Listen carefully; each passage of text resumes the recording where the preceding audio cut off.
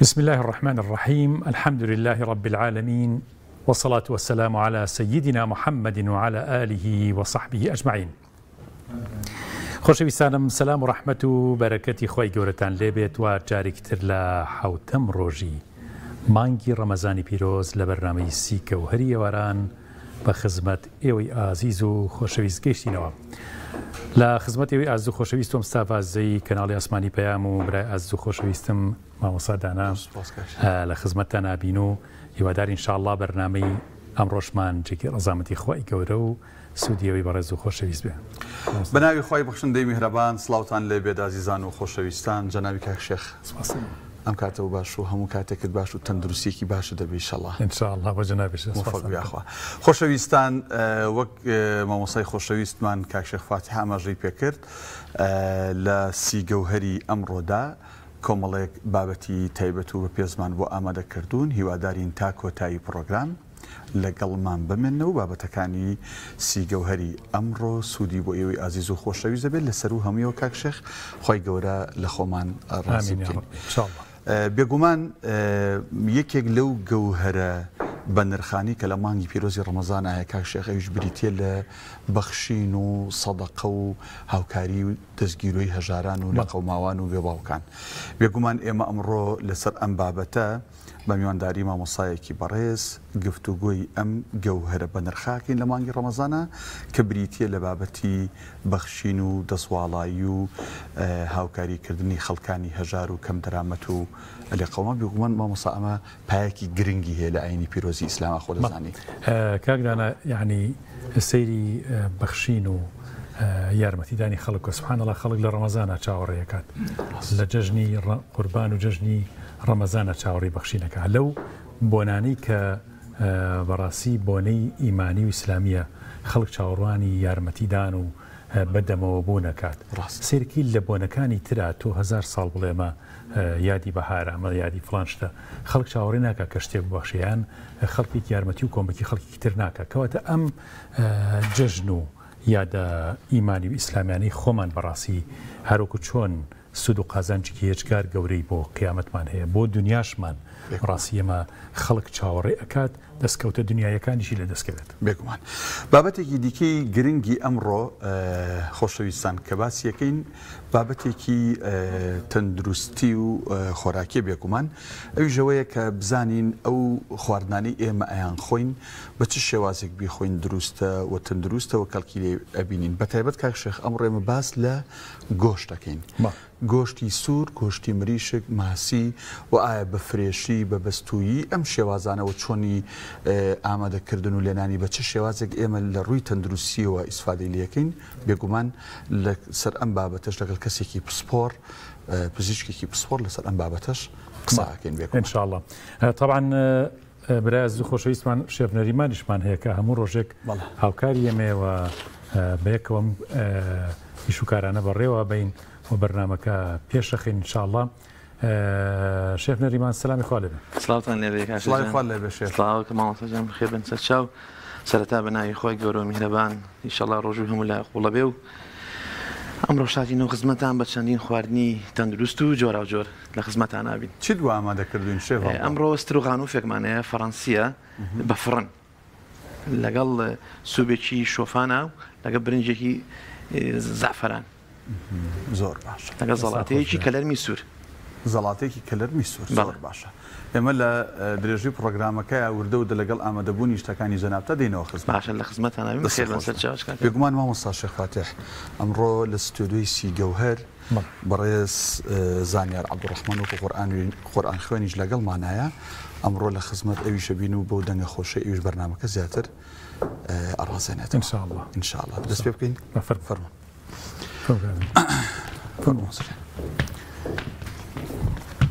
يا الله ما وصل زانيار خو بخير بيت سلامت من يا رب سواسك بخير بن يا اخو بان مستاذ سلامت يا اخو بخير يا اخو ما وصل شي من بو اخوانيتو بتش قراءتك حسكين بزانيك والله طبعا قراءتي حفظ ان شاء الله وسورتي كهف بالشوازي ترتيل بال زور باش سلامت. أعوذ بالله من الشيطان الرجيم بسم الله الرحمن الرحيم الحمد لله الذي أنزل على عبده الكتاب ولم يجعل له عوجا قيما لينذر بأسا شديدا من لدنه ويبشر المؤمنين الذين يعملون الصالحات أن لهم أجرا حسنا ماكثين فيه أبدا وينذر الذين قالوا اتخذ الله ولدا ما لهم به من علم ولا لآبائهم كبرت كلمة تخرج من أفواههم إن يقولون إلا كذبا فلعلك باخع نفسك على آثارهم إن لم يؤمنوا بهذا الحديث أسفا إنا جعلنا ما على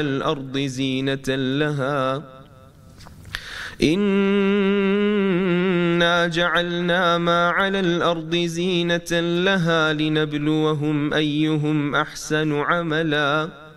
وإنا لجاعلون ما عليها صعيدا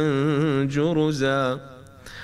أم حسبت أن أصحاب الكهف والرقيم كانوا من آياتنا عجبا إذ أوى الفتية إلى الكهف فقالوا ربنا آتنا من لدنك رحمة وهيئ لنا من أمرنا رشدا فضربنا على آذانهم في الكهف سنين عددا ثم بعثناهم لنعلم أي الحزبين أحصى لما لبثوا أمدا نحن نقص عليك نبأهم بالحق إنهم فتية آمنوا بربهم وزدناهم هدى وربطنا على قلوبهم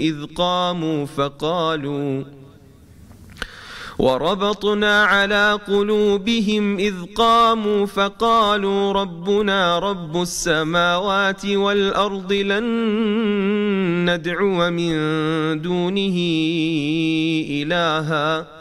لقد قلنا إذا شططا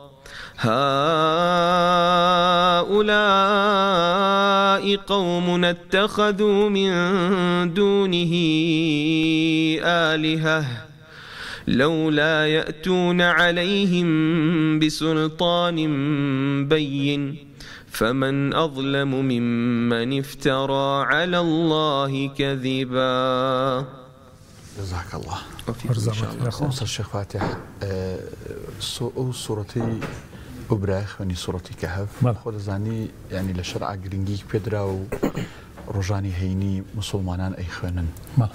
أو تشيروكو بندوانو أو جرينجي شيك يعني دان را ورجاني مسلمان سورتي كهف خواني براستي. طبعا حكمة كان لسورتي كهف زورا موصدانا براسي وزيكي زور قورة لو سورتها هي تكبو يغنصان فرميت نوري كيخوا لم جمعة بو جمعة حلقات لو كسيا كسورتي كهف يعني أو كسا نورانية بيت أو كسا برشاي روشنا بيت هو روشناية كبيت سرقي تو باسي كمال جنجكات كليبراون وموسيقي معنوي زور قولي تيايا كام جنجانا شون وازيان لخوش يكاني جيان هنا شون أشكوتي خوان تسليم كل باسي توكلي تيايا كإنسان أجر متوكل بخوا بشتي بخوا بست يعني وايليت زور جار هربي الأسباب يجناكاته كواتا جوهري زور تيايا زور تيايا خلاص دست خوش كاك زانيار جناب لكي كو دست كردو با يعني دستو پنجد نرم كردو لقى القرآن أو دست كردو بقرآن خوندن بشوازي كإستا بردوامي لسري والله الحمد لله وكو قورآن خوێندن لە مناڵیەوە ینی لە پۆلیەکی سەرەتایی و هەر قورآنم خوێندووە بەڵام وەکو قیراعەت تقریبی 3-4 ساڵێک ئەبێ کە دەستم پێ کردووە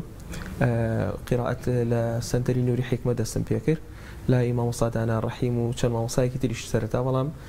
الحەمدولillah لای مامۆستا دانا ڕەحیم کە لە ڕێکخراوی ئیسراء بەردەوامە لای ئەو تەواو کرد. بەڵێ ئەو کاتی کە ئینسان قورئان ئەخوێنێتەوە بەبێ قیراعەت یا بەبێ شارەزایی لە جۆرەکانی قیراعەت کاک شێخ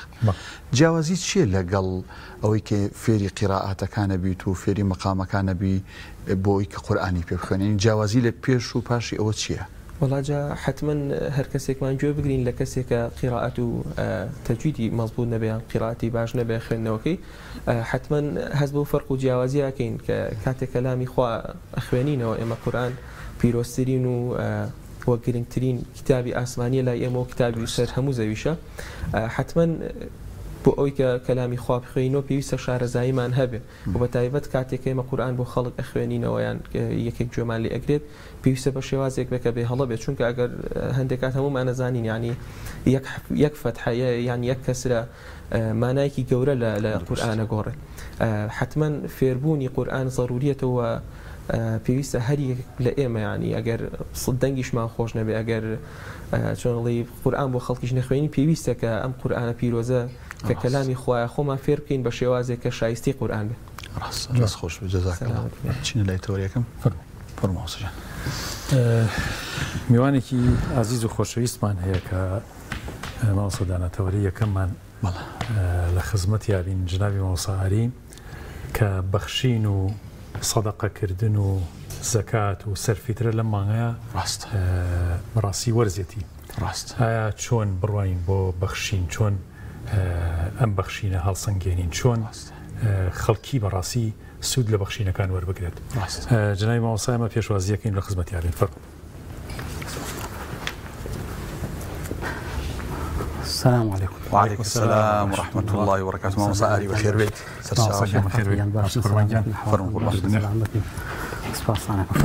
فرم کاک شێخ. مامۆستا جان بەخێر بێ. بەخێر بێ ئەخوا. بەخێر بێ ئەخوا. سپاسانەکەم سەلامت بێ. مامۆستا جانایان باش. مامۆستا گیان ئێمە چۆن بڕوانین بۆ مانگی پیرۆزی ڕەمەزان وەک دەرفەتێکی زۆر گەورە بۆ بەخشین و بۆ وەرگیرانی بەخشینەکانیش کە جاری وایە کەسێک ڕەنگە ببەخشێ بەس ترسیەوەی هەیە کە خوالی وەرنەگرێت بەس ڕەمەزان بۆ خۆی نەوعێک لە دەرگای جیاواز دەکاتەوە بۆ ئینسان بۆ شەیتانەکان دوورەکەونەوە تا ئینسان ئیخلاص و دڵسۆزی و دوور لە ڕیایی تیا بێت تا باشتر ببەخشێت و باشتر دەستکەوتی معنەوی بۆ خۆی بەدەستبێنێت. بسم الله الرحمن الرحیم. سپاسانەکەم داواکەم لە خوای پەروەردگار نوێژ و ڕۆژ و تاعەت و عیبادەتی هەموو لایەکمان قبوڵ بکایی ئەم چەند ڕۆژە و تەوفیق و هیدایەتیشمان با بۆ ئەو چەند ڕۆژەی کە لە مانگی ڕەمەزانە ماوە و باقی عەمرمان ئینشاءڵڵا بەردەوام بێت تا ڕەمەزان تەواوەکەین. مامۆستا شێخ فاتحیان معلوم جەنابتانە مانگی ڕەمەزان ناو ئەبرێ بە مەوسیمی خەیر و فەڕ و بەرەکەت و چەندان بوونەوەی مضاعفاتی چەند جار تەضعیف بوونی ئەجر و پاداش و خێر لە عیبادەتەکانە ئەوەی کە پێغەمبەری خوا صلی الله عليه وسلم فەرمووی هەموو عەمەلی ئینسان بۆ خۆیەتی کە خوای گەورە ئەفەرمێ ئیلا الصوم لي وأنا أجزي به هەرچی عەمەلی ئینسان هەیە فەرمووی خوای گەورە چەندانی ئەکاتەوە لە خێر و پاداشدا لە تاوەکو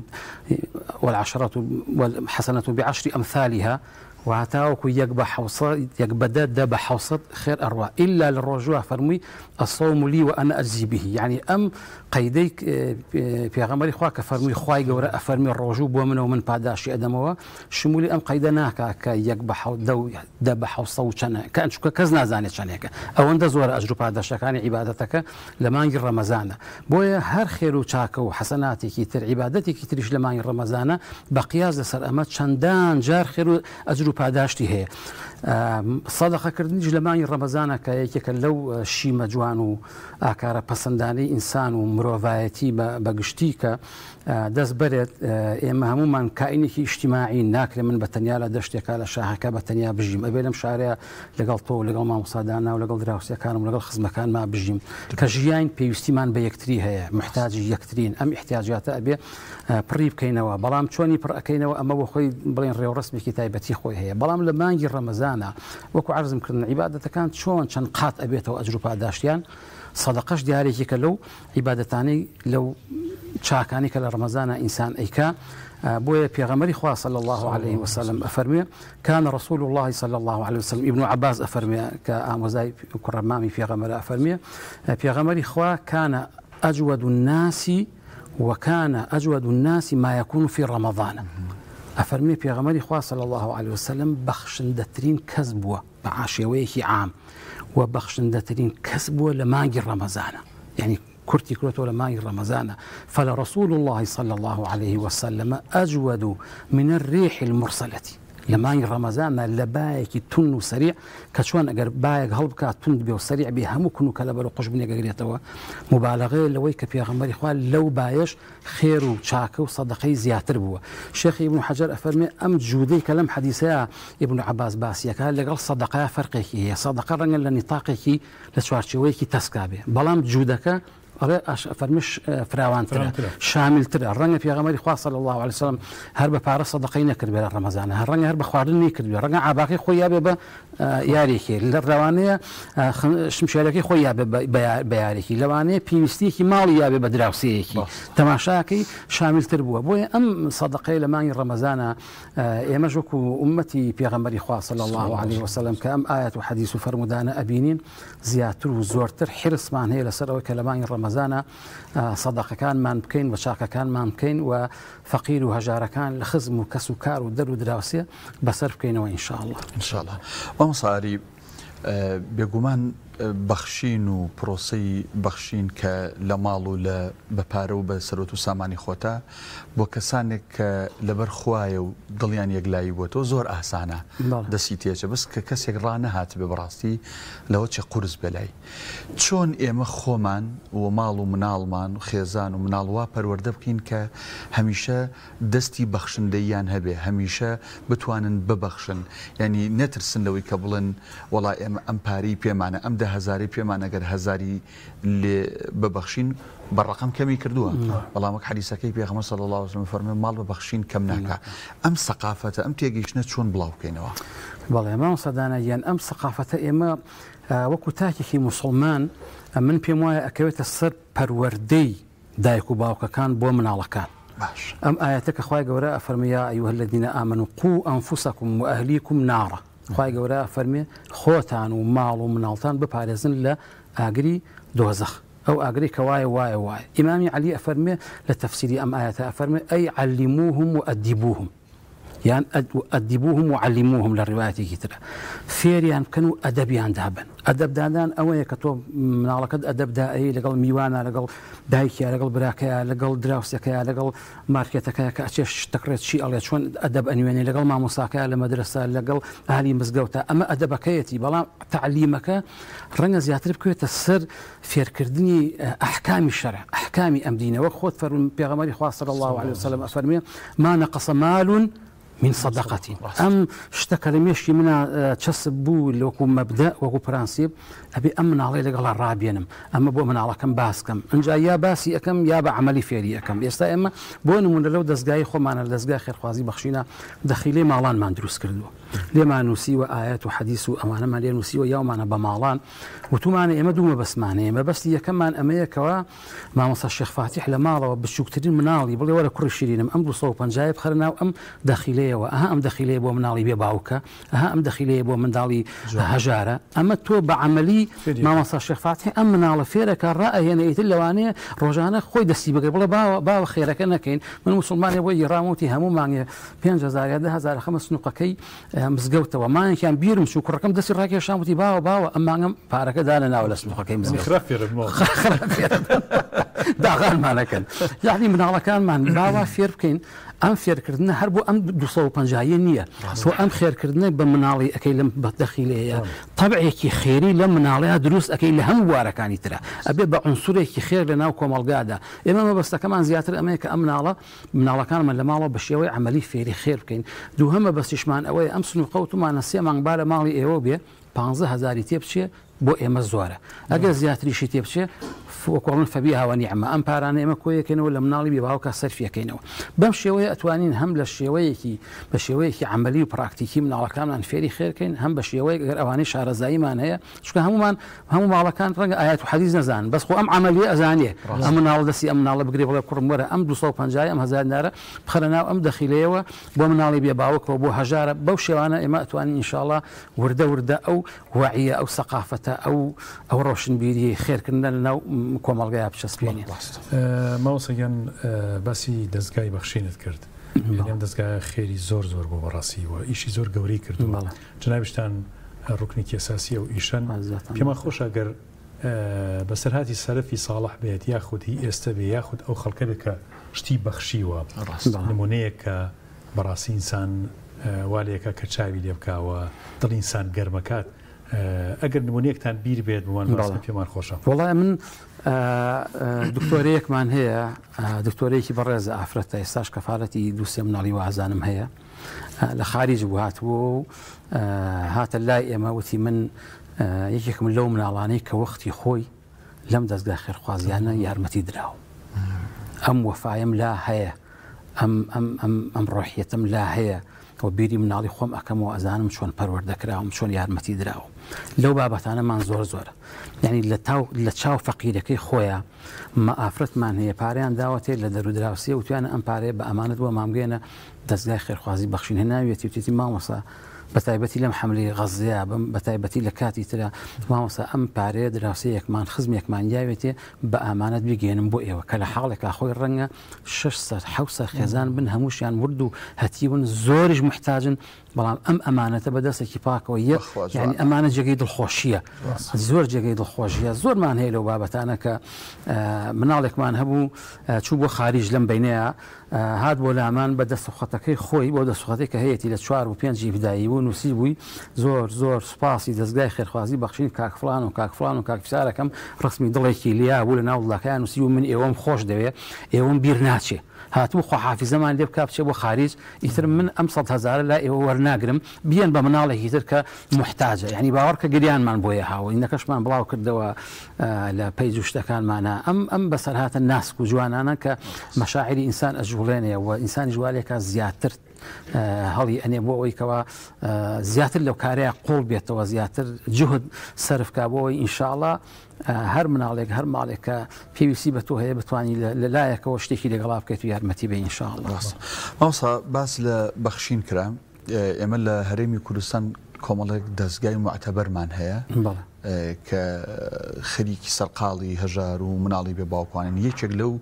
دەستگا زۆر معتەبەرانەی کە لە ناو هەرێمی کوردستانە سوپاس بۆ خواتەنان کاک شێخ لە دەرەوە ژین لە کوردستانی ڕۆژەڵات لە باکوور لە خۆرئاوا لە وڵاتانی ئەوروپا تەنانەت دەنگدانەوەیکی جوانی هەیە دەستگای خێرخوازی بەخشینە. مامۆستا ئێوە ئەمساڵ ئەو پرۆژانەی هەتانە هەچەندە چەند ڕۆژێکی کەمی ڕەمەزان ڕۆیشە بەڵام زۆریمان ماوە یعنی پرۆژەکانی ئەمساڵتان چین بووی خەڵک بتوانێت بە سەدەقە و بەخشین و هاوکارەکانی خۆی هاوکاری ئێوە بکات ئێوە پرۆژەکانتان چین؟ بەڵێ وڵای ئێمە پرۆژەکانمان منسبەت ئەم ساڵەوە با بڵێن یعنی یارمەتی کەم ئەندام ئەدەین کەڵم کەم ئەندام یعنی بە هەموو بەشەکانیەوە نابینایە نابیستە ئەوەی کە قاچێکی نیە لە شولارە خوای گەورە تاقی کردوێتەوە ئەنجا نەخۆشی شێرپەنجە نەخۆشی ئەوانی کە پیان ئەوترێت گورچی لێ دەست کرد غەسلی گورچیلە و ئەوانی کە تالاسیمان و ساڵانی پێشوش لەگەڵ ئەو کورتە باڵاکانە هەر هەمان بوو و پاشان لەگەڵ هەژار بەگشتی فەقیر و هەژار بەگشتی و بڕیارماناوە چەند خانوویەک بکەین ئێمە هەموو ساڵەگەڵین خۆمان کە دانیشتین گەڵاڵی بەرنامەی ڕەمەزانەکەین ئەمە 4 خانوو بەڵام ئەچێتە 15 خانوو ئەچێتە 18 خانوو ماشەڵڵا پاریش 4 قات و 5 قات ڕۆی چەند دروستکردی چەند خانوویەکە کە دیارە هەمووی لە ڕەمەزانە فریان ناکەوین بیکەین بەڵام بەرنامەکانیان بۆ کەین و لەگەڵ پرۆسەکەی ئەڕۆین و باش پاشانیش بەشی بێباوکانمان کە ڕوکنێک و ستونێکی بەقەوەت و بەهێزە لە بەشی لە دەستگای خێرخوازی بەخشینە ئێمە لە یەکی ڕەمەزانەوە تا دوێنێ ئەوەی کە هی ناو شارە ئەو منداڵانی کە لای ئێمە موچەوە دەگرن هەموو ساڵێک ئەیانبین لەو سیتیانە ئیتفاقیان لەگەڵەکەین جریان بۆ هەڵەگرین نەک بۆ تەنها بۆ یەک مناڵیان موچێ هەیە لای ئێمە بەس هەموو عایلەکە ئێمە سەرجەمی عایلەکە ئەبین چونکە ئەو مناڵە جلەکڕێ مناڵەکەی تر دڵشکاوە بێ چاوەڕێیە هەمویان ئەبین تا دوێنێ زیاد لە 1000 مناڵمان بردووە بۆ ئەو سیتیانەیەکی بە بڕی 35,000 دینار جلمان بۆ هەڵگرتوون ینی ماڵەکە 5 سەرخێزان بێ 5 ئازاد بۆ هەڵی بگرێت 4 سەرخێزان بۆ بای 4 ئازاد بۆ جلەکانی هەڵبگرێ و ئەو سیتیانش خی گەورە پاداش خێران باتەوە یەکەم قازانج لە ئێمە ناسن وکو قازانج کە شایانی باز بێت لەوانی شتێکی ڕەمزی هەر ئەوەنەی حەقی هەموو لەو گومبرگ و ئەوەی کە وەریان گرتووە لەگەڵ ئەوە شاخۆشیان هەر یارمەتیمانین خێری خۆیانی تیەکەن ئەوەی کە ناو شارە ئێستا ئەوەمان تەواو کردووە ئینشاءالله بۆیە داواکەین لە خێرۆمەندان و خێرخوازان ئینشاءالله لەو پرۆژانەی ئێمەدا لەگەڵ فەقیر لەگەڵ هەژار لەگەڵ نەخۆش لەگەڵ قوتابی لەگەڵ تەنانەت موچەخۆریش کە ئێستا ڕووی نایە بڵێ پارەم پێ نییە ئێمە دەست و پەنجەمان نەرم کردووە چەندەها ساڵە بە تایبەتی لەگەڵ خوێنکارە لە ئەتوانم بڵێم لە ئیفتیداییەوە هەتا تەلەبەی ماجستێر ئێمە یارمەتیمان ناوە بەڵام لەبەرەوەی ئاعتیباری تەلەبایەتی و ئەملاولا هەر بەداتاوتومانە بە ناویش نەمانوتووە بە پیشانیشمان نەیاوە لەگەڵ هەموو ئەمانە بەشی بێباوکان لەگەڵ هەموو ئەمانە ئینشاءڵڵا ئێمە پرۆژەکانمان بەردەوام ئەبێ وە زۆر جاریژمان وسەدانێتەوە بەرنامە ڕێژیەکەی بەڵام دوایی و کۆڵێ لە کاتی پێویستە ئاڵگۆڕ لە بەرنامەکانمانە ڕۆیە پرۆژەیەکی ترێتە پێشەوە ئیبداعێکی ترێتە پێشەوە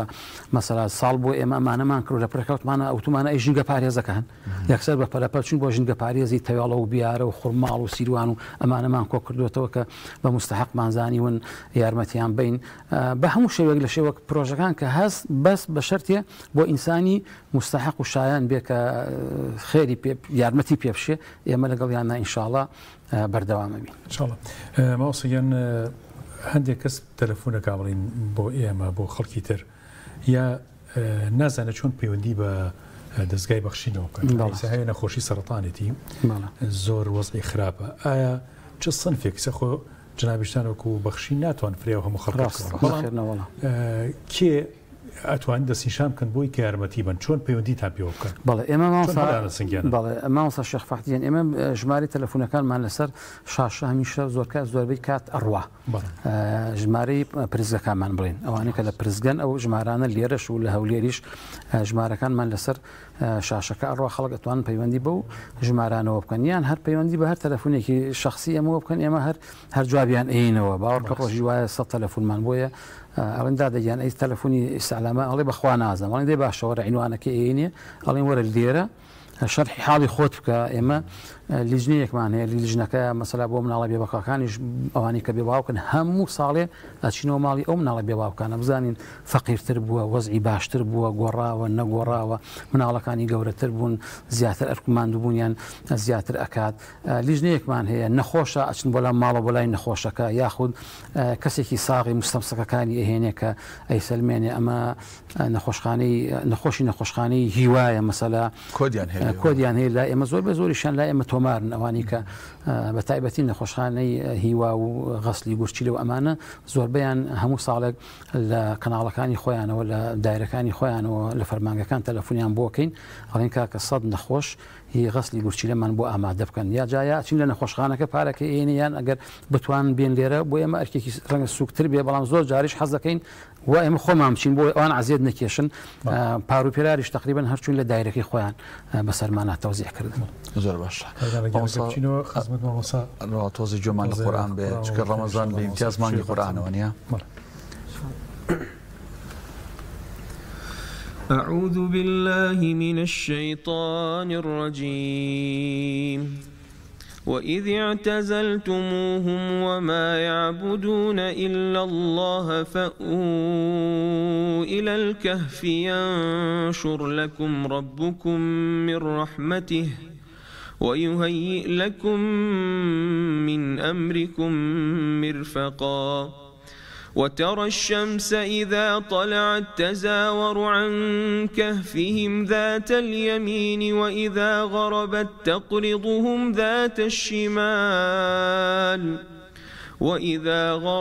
تقرضهم ذات الشمال وهم في فجوة منه ذلك من آيات الله من يهد الله فهو المهتد ومن يضلل فلن تجد له وليا مرشدا وتحسبهم أيقاظا وهم رقود ونقلبهم ذات اليمين وذات الشمال وكلبهم باسط ذراعيه بالوصيد لو اطلعت عليهم لوليت منهم فرارا ولملئت منهم رعبا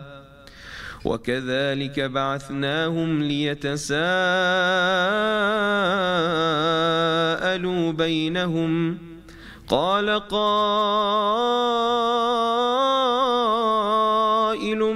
منهم كم لبثتم قالوا لبثنا يوما أو بعض يوم قالوا ربكم أعلم بما لبثتم فابعثوا أحدكم بورقكم هذه إلى المدينة فلينظر أيها أزكى طعاما فليأتكم برزق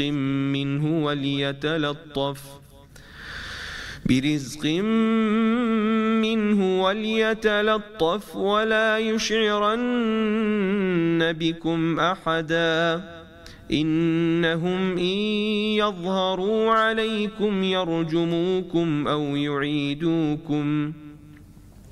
أو يعيدوكم في ملتهم ولن تفلحوا إذا أبدا. وفيكم إن شاء الله أستاذ. مامۆستا ئاری سەلەوانەیە خەڵکێکی ژەبێ بڵێ بەخشین کە ئەوەندە گەورەیە و خەڵکێکی ئاوا هەژار هەیە و بێ باوگەی مامۆستا شێخ فاتح ئێمە چۆن ئەم بەخشینانی خۆمان بگێنین؟ ئایا بیدین بەچێ بیدین بە ڕێکخراوەکان بیدین بە خزم و کەسوکارەکەی خۆمان کە هەیە؟ ئێستا دیاردەیەکی تریش مامۆستا ئاری هەیە، یعنی هەر کەسێک ڕاستە بێتەوە پێیجێک دائەنێ و کۆمەڵە خەڵک پیشانەیە و مامۆستا شێخ فاتح نازانم بینیتیان نا بۆ فەقیر و بۆ هەژارێک و باسیش لەوە ئەکرێ، ینی ئێمە گومانی خراپ نابین بەس باسیش لەوە کرێ بشێ لەمانەوە و جۆرێک لە کەسابەت مامۆستا ئاری بزنسی لێ هاتووە. قسەکە لەوەیە خەڵکێک کە پارەیەکی هەیە ئێوە بیا بە کەسێکی مستحق چۆن و بە چ ڕێگەیەک بیگەێنێت؟ بەڵێ وەڵا مامۆستا دانەوەکو جەنابت ئاماژەت پێکرد ئەو کاری خێرخوازیەش ئێستا تقریبەن شپرزیەکی تێکەوتووە. ڕاست ئێمە لە کارەکەیان ئەڵێ هاوپیشە ناسێت. ڕاست زۆر کەس لەوانە کە ئێمە ئەیان ناسین دوور و نزیک، یعنی ئێمە نازانم ئێمە دەستگایەکی ڕسمین، ئەو ڕێکخراوانەی تر هەموو دەستگای ڕسمین کاڵێن ڕسمین، شوێنێکیان هەیە، خانوویەکیان هەیە، وەحدەیەکی حسابیان هەیە، مالیەکیان هەیە، بەرپرسێکیان هەیە، بەشێکیان هەیە، ئیجازەیان هەیە، ڕقابەتێکیان هەیە، هەم لە لای حکومەت یا لە لای دەستگاکەی خۆی ئەملاولا. بەڵام عەجەبا خەڵکێکمان دیوە جانتایەکی پارە داناوە لە بەردەمیا و ئەوە نەخۆشیەکە و بە سەفتە من خۆم دیومە 47 ملیۆن دیناری بۆ حساب کردو. يعني أما ببي واحد حسابي ببي أوي داخل ببي أمباري ببي أوي وصلي بو بالرابع ببي أوي هيش بشيويه عشوائي باري ورقرتوي نايو تشلو 1 مليون ديناري لجامتايا كسفته بسفته مليون بمليون دايني كيل ما دوتشلو حوتين بس سلري بانك ونازا بالي همو كان دروز بوا انجا وقتو هرشي هل اسو لبيجكاو بداخوا زور جار كابرا برجواندي كتابتي خو هي شو 2 مامۆسای گرتووە هێناوێتی و کردوتی بەواجیەوە بۆ جەلبی ئەنزار و بۆ سەرنجڕاکێشانی خەڵکی بۆ متمانە پیاکردن. ئەمانە کارێکی غەڵەتە. ئەوە رابطەی مرۆییە چەند ساڵە هەیە دەستگایەکی ڕسمی و معتەرەف لە دووەلیەن و عێراقیەن و ئیقلیمیەن. ئەوە دەستگای خێرخوازی ئێمە، ئەوە هانە، ئەوە فڵان، ئەوە فیس. ئەمانە شوێنی ڕسمین. ئەمانە ئێستا ئێمە چلو ئەوەنە نزیکی 40 نووسینگەمان هەیە لە شار و شارۆچەکان. مامۆسادانە ئەگەر لە ڕانیە 10,000 دینار بکە بە سەدەقە ئەچێ بۆ نووسینگەکە، لە نووسینگەکە دەفتەر وەصلی لێ ئەنووسن خێرخواز مامۆسادانە محەممەد ڕازی بێ ڕازی نەبێ ئەنووسن خێرخوازێک بڕی 10,000 بڕی ئەوەنە ئاڵتون بڕی ئەوەنە دۆلار. ئەم دەفتەر وەصلە نسخه یەکەمی ئاياتەوە بە جەنابەت نسخەکەی تری لە دەفتەرەکە مانگانە 3 مانگ جارێ 2 مانگ جارێ ئەهێنێتەوە بۆ دەستگا ئەم 5 دەفتەر وەصلە بە حساب و بە کتاب حسابات لێی وەرەگرێ حسابات تدقیقی ئەکا ئەنجا ئایا بە دارایی گشتی یعنی ئەمە ئەگە تەنظیمێکی تیابێ ئەوە مؤسساتی بێ پێم وایە کەمترین مەجای ئەوەی تیابێ ئینسان تەنانەت هەڵەشی تیابکە بە نایبنین هەڵام بەڵام ئەگەر بەو عشواییە بێ کە ئێستا خەڵک دەستی یاوەتێ و لە پەیجێکا و لە فڵانێکا و لە تەلەڤیزیۆنێکی لۆکاڵیا و لە مایە و دووسێ مامۆسای هێنا و بازاڕێکی گەرم کردو وڵای ئەمانە بۆ خۆیان باش وایە مادام چکە مەسەلەی پارە و مادە زۆر خەتەرە لە 100% نیەتیان ڕاست بێ من ئامۆژگاریانەکەم بیکەن بە شتێکی ڕسمی و بە مؤسساتی من 8 ساڵ 9 ساڵ بەرپرسی ئەو دەستگایە بووم کە ئێساش هەل لەوێ دینارێکم بۆ نەگرتووە ئەو حساباتەکە مەکاکە ئەو ئیسعلاماتەکە مەگەر لە سەر ڕێگا مامۆستا شێخ فاتی عەدراوسی مدی بێتنیتی مامۆستای زەحمەت ئەو 100,000 بۆ بگەێنەوە بەخشین لێرە هاتووم لە ئیسعلامات مەکاکە ئەوە بەناوی مامۆستا شێخ فاتی حەوە بنووسنەوە وەسڵەکەشم بۆ بردوێتەوە ئەمە جیایە بەڵام ئەو عشوائیەی کە تۆ ئەفەرمووی کارێکی زۆر خراپە بۆیە من ئینشاڵڵا بە خەڵک بە تێکڕای خەڵکەڵم ئینشاڵڵا ئەو شوێنانەی کە ڕسمین و ئەو شوێنانەی کە خەڵکی ئەیان ناسێ سیخە و ئیعتیباریان هەیەلایەن متمانیان هەیەلایەن زیاتر خێرەکانیان بەرن بۆ ئەوێ ڕەنگە باشتریش خێرەکە بگاتە دەستی ئینسانی مستحق چونکە ئەوانە لەو شوێنانە هەموو ئەو فەقیر و هەژارانە ئەنووسێن و پۆلێن ئەکرێن و ئەشیان ناسین دووبارە بێتەوە ئەی ناسین سێبارە بێتەوە ئەی ناسین لە شوێنێک تر وەری گرتبێ ئەی ناسین ئینشاڵڵا بۆ شێوەیە بێ پێم وایە کەمترین هەڵی تێکەوێت ئێوە چۆن ئیسا بڵین کەسی لا ئێوە پارە وەرەگرێن ئەچێ بۆ ڕێکخراویتر پارە وەرەگرێن این چۆن ئەزان کامە لە چەند ڕێکخراو ئەم پارەی وەرنەگرتووەکانتان چۆنە ئێمە شێوە ئیتفاقێکمان هەیە لەگەڵ ڕێکخراوەکانە مەسەلا ئێمە و ڕێکخراوێکی تر ئەم مناڵانە کە تەنانەت موچیان هەیە لای ئێمە ئەم ماڵە مەسەلا وتمانە ئەم ناوانە لای ئێمە موچە وەرەگرن ئەوان شتیانە ئەم ناوانە لای ئێمە موچە وەرگن بووە حاڵت بووە لە دوو شوێن وەری گرتووە بەڵام درۆی لەگەڵ نەکردوین چونکە ئێمە کە لێت موچەکەی بووە بڕینەوەڵێن بەس ڕاستگووە بەرەگەڵمان لە چەند شوێنی تر هەتە خۆت بیڵێ ئەمانە مەسەلا لای ئێمە 100,000 هەیە لە ڕابطەی مرۆیش مەسەلا 3 مانگ جارێ موچەیەکی هەیەوە دێگرێت کە بوردمان کردوێتەوە بە موچەکەی ئەوان و بۆی ئێمەشەوە هێشتا شتێکی وان نییە کە ماڵێکی 4 سەر خێزانی بڕابڕێەوە چاوپۆشیمان کردووە لەمە بەڵام ئەگە بیانەوێ ئیستغلالمان بکەن نا زوو پیان ئەزانین ینی بە ئەنواعی سلوب و شێواز ئەزانین کە ئەمە ڕەنگە ڕاز نەکات حاڵەت بووە لای ئێمە هینی تەزویر کردووە وەفاتنامەی تەزویر کردووە هێناوێتی تقریبا 11 مانگ 12 مانگ ئێمە موچەمان نایە دوایی کە زانیمان هینەکەی تەزویرە وەفاتنامەکەی قەدەری خوا کەوتە بەرچاوی من ناوی دکتۆری پیوە بوو دکتۆرێکی پیوەوتم ئەم دکتۆرە لە طبی عەدلی نییە وتیان چۆنوتم چاک تەلەفۆن کرد بۆ ئەو دکتۆرێکە لە طبی عەدلیە زۆر بەڕێزوتم ئەم دکتۆرە لا ئێوە هەیەوتی لا ئێمە وجودی نییە زانیم کە وەفاتنامەکەی تەزویرە وەڵحاصڵ پارەی هەر مانگ 11 مانگەکەم لێسەندەوە شکوتم ئەوە پارەی هەتیوە من ڕێ بە خۆم نایم تۆ فێڵە من کەی پارەی هەتی و بەری کە تاقی بشم کرد تەماشاکەم وەک جەنابەت فەرمووی ئەوە لای مامۆستا فڵانی فڵانە مزگەوت و لای مامۆستا فڵانی فڵانە مزگەوت و لای فڵانە خێرخواز و لای فڵانە خوشک و لە 8 شوێن ئەو عالەمەی هەموو هین کردووە خواردنی وەرگرتووە پارەی وەرگرتووە ئەم لاولا دەیت چوومە بنجم و بناوانی تەماشاکەم فلاتێ لە بەردەرگاکەیان وەساوتیان وڵاو زلومە قەبێ مێردەکەیەتی مامۆستا وەک دووە پرسیار ئەم بابەتە زیاتر ڕەگرە مامۆستا شێخ فاتح بەڵام تا چەند گرنگە لە ئەوڵش و ئاماژەکمان پێکرد یعنی ئەگەر ئەم لەوانەیەم قسێ بە جۆرە لە جۆرەکان لە زەرری دەستگاکان بێ بەڵام ئەگەر منێک کە هەبوو بووم جارێک لە خوشک و برا و خزم و کەسکوارەکەی خۆمەوە دەست پێ بکەم نەک بێنم پارەکە بەرم بۆ شوێنێک بەڵام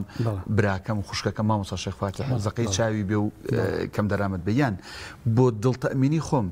مامۆستا ئاریجان 100 ناڵی بە باوکم بۆ کۆکەرەوە خۆم و مناڵەکان و خێزانەکەمین پێکەوە حەزەکەم ئەوانیش فێر بن و پێکەوە من ئەم پارەیان بەسەردا بەشەکەم تا چەند گرنگە ئەمە ئەم ڕێگانە بگرینە بەربەڕاستی بەڵێ ئێمە هەمیشە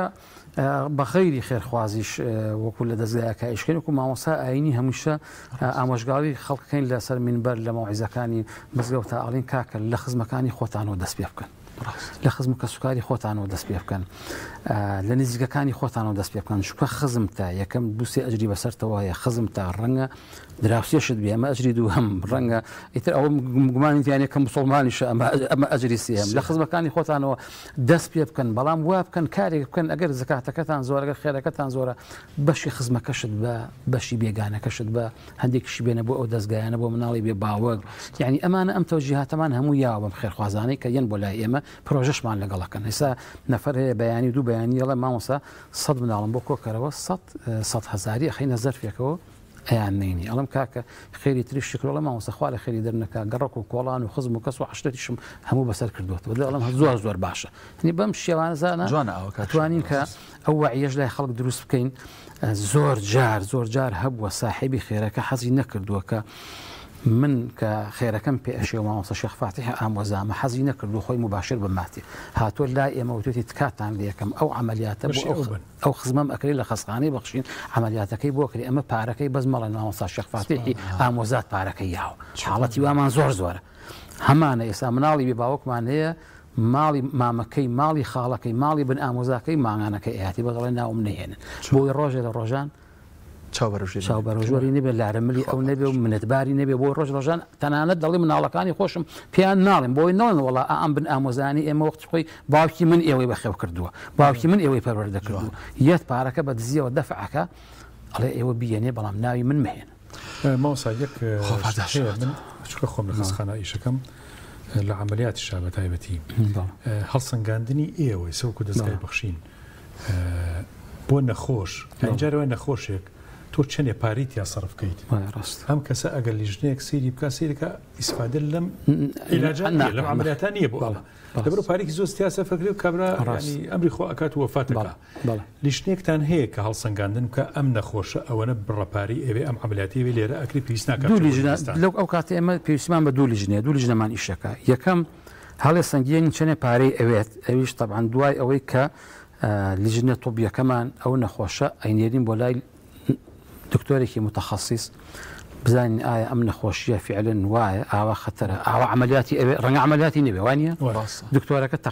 تەقریرێکی دکتۆرمان بۆیە دەڵێ ئەم نەخۆشە پێویستی بە عملیات هەیە و لە ئێران ئەکرێ بۆ نمونە ئەمە گەشتین بە نەتیجە کە ئەم پیاوە یا ئەم ئافرەتە نەخۆشە فعلن عملیاتیشی پێویستە و لازمیشە کە عملیاتی بۆ بکرێت لە ئێرانیشە خەڵکمان زۆرە جاران نوێنەریشمان هەبوو ئەمان کاک فڵانکەزیان ئەمە تەقریرەکانت بۆ ئەنێرین خەسەخانەیە دوانسیان دکتۆرە دوانسیان بگەڕێ بزانە کولفەی ئەم نەخۆشە چەنی تێچێت یعنی لە هەردوو بوارەکەەوە ئێمە ساغیەکەینەوە وەکو تۆش فەرمووت سەدەها کەیسمان ڕەفس کردوێتەوە بۆ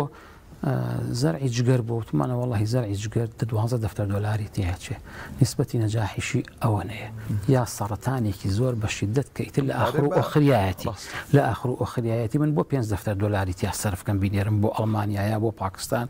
بۆ هندستان عفو یا بۆ ئێران کاکە داوای لێبوردنەکەین ئەم 5 دەفتەرە لە پێش نەخۆشی ترا سەرفەکەین ئەوانش هەمووی وردەکەینەوە ئەیخۆی گەورە پاداشەباتەوە مامۆستا ئاری عەزیز مامۆستایانی سوپاس بووی کە لەم تەوەری لەگەڵمان بووی چەند کات نەماوە بەس کاک زانیار یەک دقە باخیتام و هەمیست لەم تەوەرەیە بە قورئان بێ یەک دقە قورئانمان بۆ خوێنی سوپاسی تۆش دەکەین خۆی گەورە پاداشەباتەوە کە لەم بڕگایە لەگەڵمان بوویت أعوذ بالله من الشيطان الرجيم وكذلك أعثرنا عليهم ليعلموا أن وعد الله حق وأن الساعة لا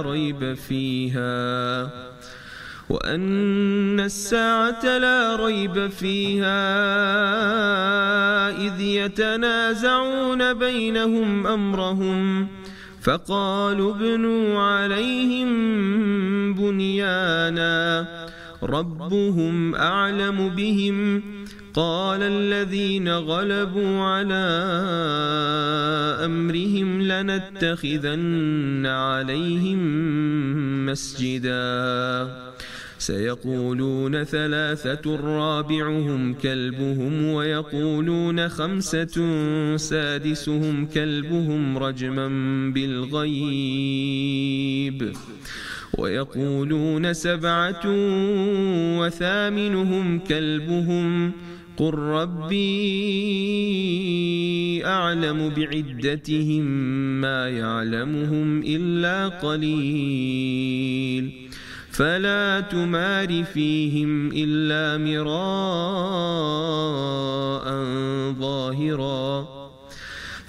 تمار فيهم إلا مراء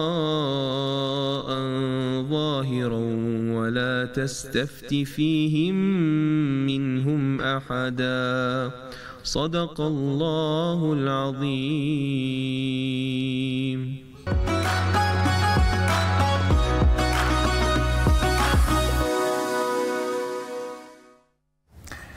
جارێک تروا گەڕاینەوە لای ئێوەی ئازیز و خۆشەوی سەلام و ڕەحمەت و بەرەکەتی خی گەورەتان لەبێ لەگەڵ برا ئەز و خۆشەویستم کاکدانا و شێفە بەڕێزەکەمان شێف نەریمان کە ورد خەریکی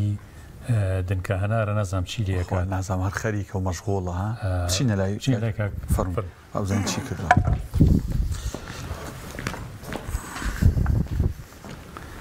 ئەم لاولای لێ بگرین باشە منەشمەودی و شێر بەدیمان باشن نەریمان سڵاوی خۆت لەبێ باش قوربان حاڵ و ئەحواڵت فەرموو کاک شێخ ئەمڕۆ چی بۆ حەزر کردوین ئەمڕۆ ستر و دانووخێکمان حەزر کردووە چی وەڵای من ناوەکە غانوف ستر و غانوف خواردنێکی فەڕەنسیە با دەریکەین نەستا ئاگال لە خۆ بێ بەس وریابە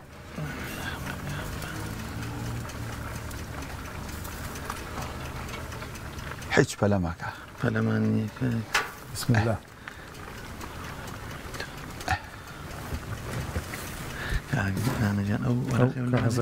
ئەمە سەر چاو ستر و غانوف باش ئەمە چیە ئەمە خواردنێکی فەڕەنسیە ئەمە گۆشتی حیوانە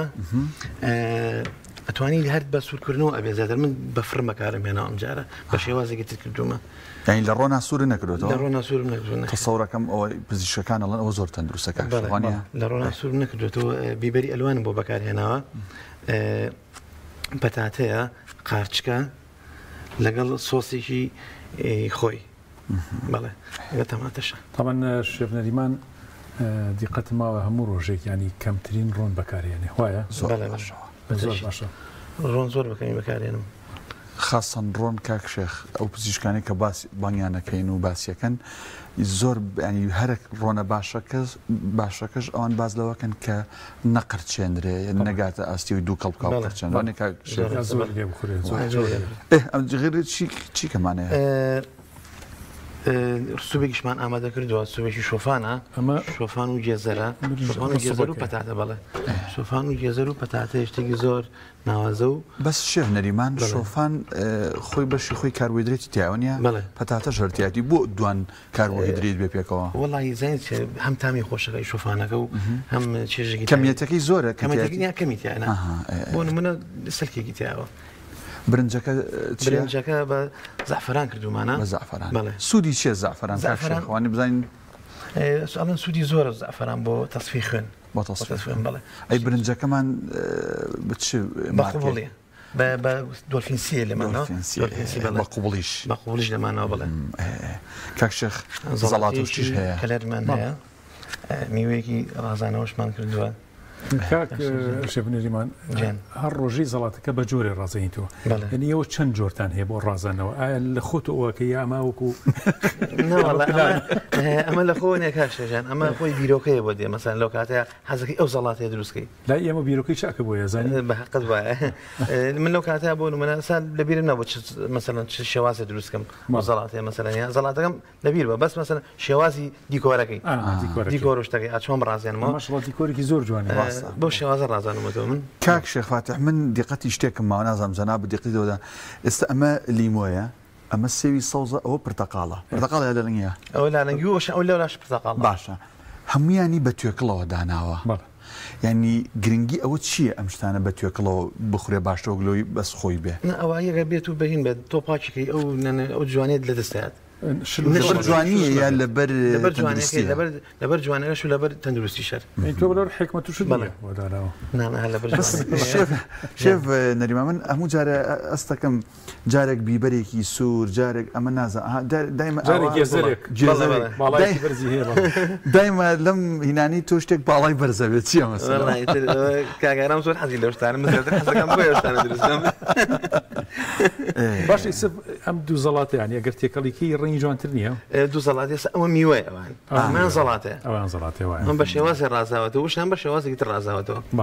ڕاستە ئەم خواردنانی کە باست کرد چ سوپەکە چ برنجەکە چ ئەم خواردنە فەڕەنسیا ئەم بەهاراتانە تیا بەکارهێناوە بەڵێ بەهاراتانە تیا بەکارهێناوە ئەمە هینی سروغانوفەکە کاری تایە هەروە بێتەوە ڤیجیتای تایە بەڵێ ئەمانی تایە لەگەڵ هێلو داچینە کاک شێخ ئێستا بزانین شێف نەریمان با پرسیارێکی تایبەتیشی لێ بکەین شێف نەریمان ئێمە پار لە خزمەتیا بووین ئەو کاتە زەواجی نەکرده بوو ئەم ساڵ ئێستا لەخوا بە زیابێخ ساحبی خێزانە ئەم شتانی تۆ لێرە ئەیکەیت لە ماڵەوەش بە ئەمر یا بە خۆشی خۆت ڕەمەزان ڕەمەزان لای ئێمە کاتەکانی تر ئەمانش لە ماڵەوە دروستەکە یامە نەخێن بەحەقەت من لە ماڵەوە نیم زۆر سعات ئەڕۆم جاریوە سعاتێکی شەوێمەوە دوای ڕەمەزانیش بەڵێ جاریوە سعاتێکی شەوێمەوە یان مەسەڵەن 1:30 بەڕاستی کاتم نێ بە خواردن بەس ئەگەر بشکری هەمان کات ڕۆژێ ئۆڤم لە ماڵەوەم دروستیەکەم بە پێ دەکەن دروستیەکەم دروستیەکە یا پێ دەکەن ناخۆش هەرخوان حەزیان لێ دروستیکەم بە دروستیکەم بەڕاستی حەزیان لێ ناڵێ ئەمرم شتەکەی جوانە لە هەموو شوێنێک بەڕاستی تەڵەبی لەسەرە دەست خۆش بێت لە خزمەتین خۆی ئەگەر شتێک ئاتی کۆری نەبێەوەی نەبێ ڕازانەوەی بۆ نەکەی کاکشێجان ینی ئیشتیها ناچێت دەستخواردنە بەڕاستی ئێستا جارێ ئێمە ڕازانەوەی ترمان ماوە ئەمە جارێ ئەمە ئەمە جارە ڕازانەوەی وردە و دەێن کە بەرنامەکە بەرە و کۆتایی و نزیکی ئیفطار بووینەوە ئەنجا پێگا بەڵاتی ئەو کاتەش دێنەوە کاک لە خزمەتان نابین بەخێر بێن کاکە دەست خۆش بێ و سپاس فەرمو کاکشێجان دەست خۆش بێ ئاخوا دەست خۆش بێ کاک شێخ ئێمە بێگومان لە تەوەرەی دووهەممانە وەک هەر لە سەرەتای بەرنامەکەش ئاماژەمان پێکرد باس لە بابەتی شێوازی خواردنی گۆشت دەکەین گۆشتی سوور گۆشتی سپی پەلەوەر ماسی بەبەستویی بە فرێشی تاوان شتێک هەیە باوە لە ناو خەڵکی ئێمە ینی کاتێک حەزەکەن بەرخەکە کارەکە مەڕەکە بزنەکە سەرە بڕدرێ هەر یەکسەر بەشێکی لێ بکەنەوە بیبرژەنن بەشێک لە پزیشکەکانەڵن ئەم شێوازی فرێش خواردنە خراپە سەحیەن ئەبێ ئەم گۆشتە بیبەستێ چەند سەعاتێک ئەنجا دوایی خاوی کاتەوە بخورێ ئێمە ئەمڕۆ زۆر بەڕێز دکتۆر نەوشیروان ساڵح دەلۆ پزیشکی ڕاوشکاری ڤێتەرنەریمان لەسەر ئەم تەورێ میوانداری کردووە بزانین لێ پرسین ئایا بە فعلی گۆشت بە فرێشی بخۆین ئایا بیبەستێ و بیکاتەوە ئایسە گۆشتێکێ لە بازاڕا گۆشتی بەستوە ئەهێنرێ ئەمانە هیچ کوالێتی خواردنی تایە وزەیتایە پرۆتینی تایە یاننا لەسەر ئەم بابەتە قسە ئاکەین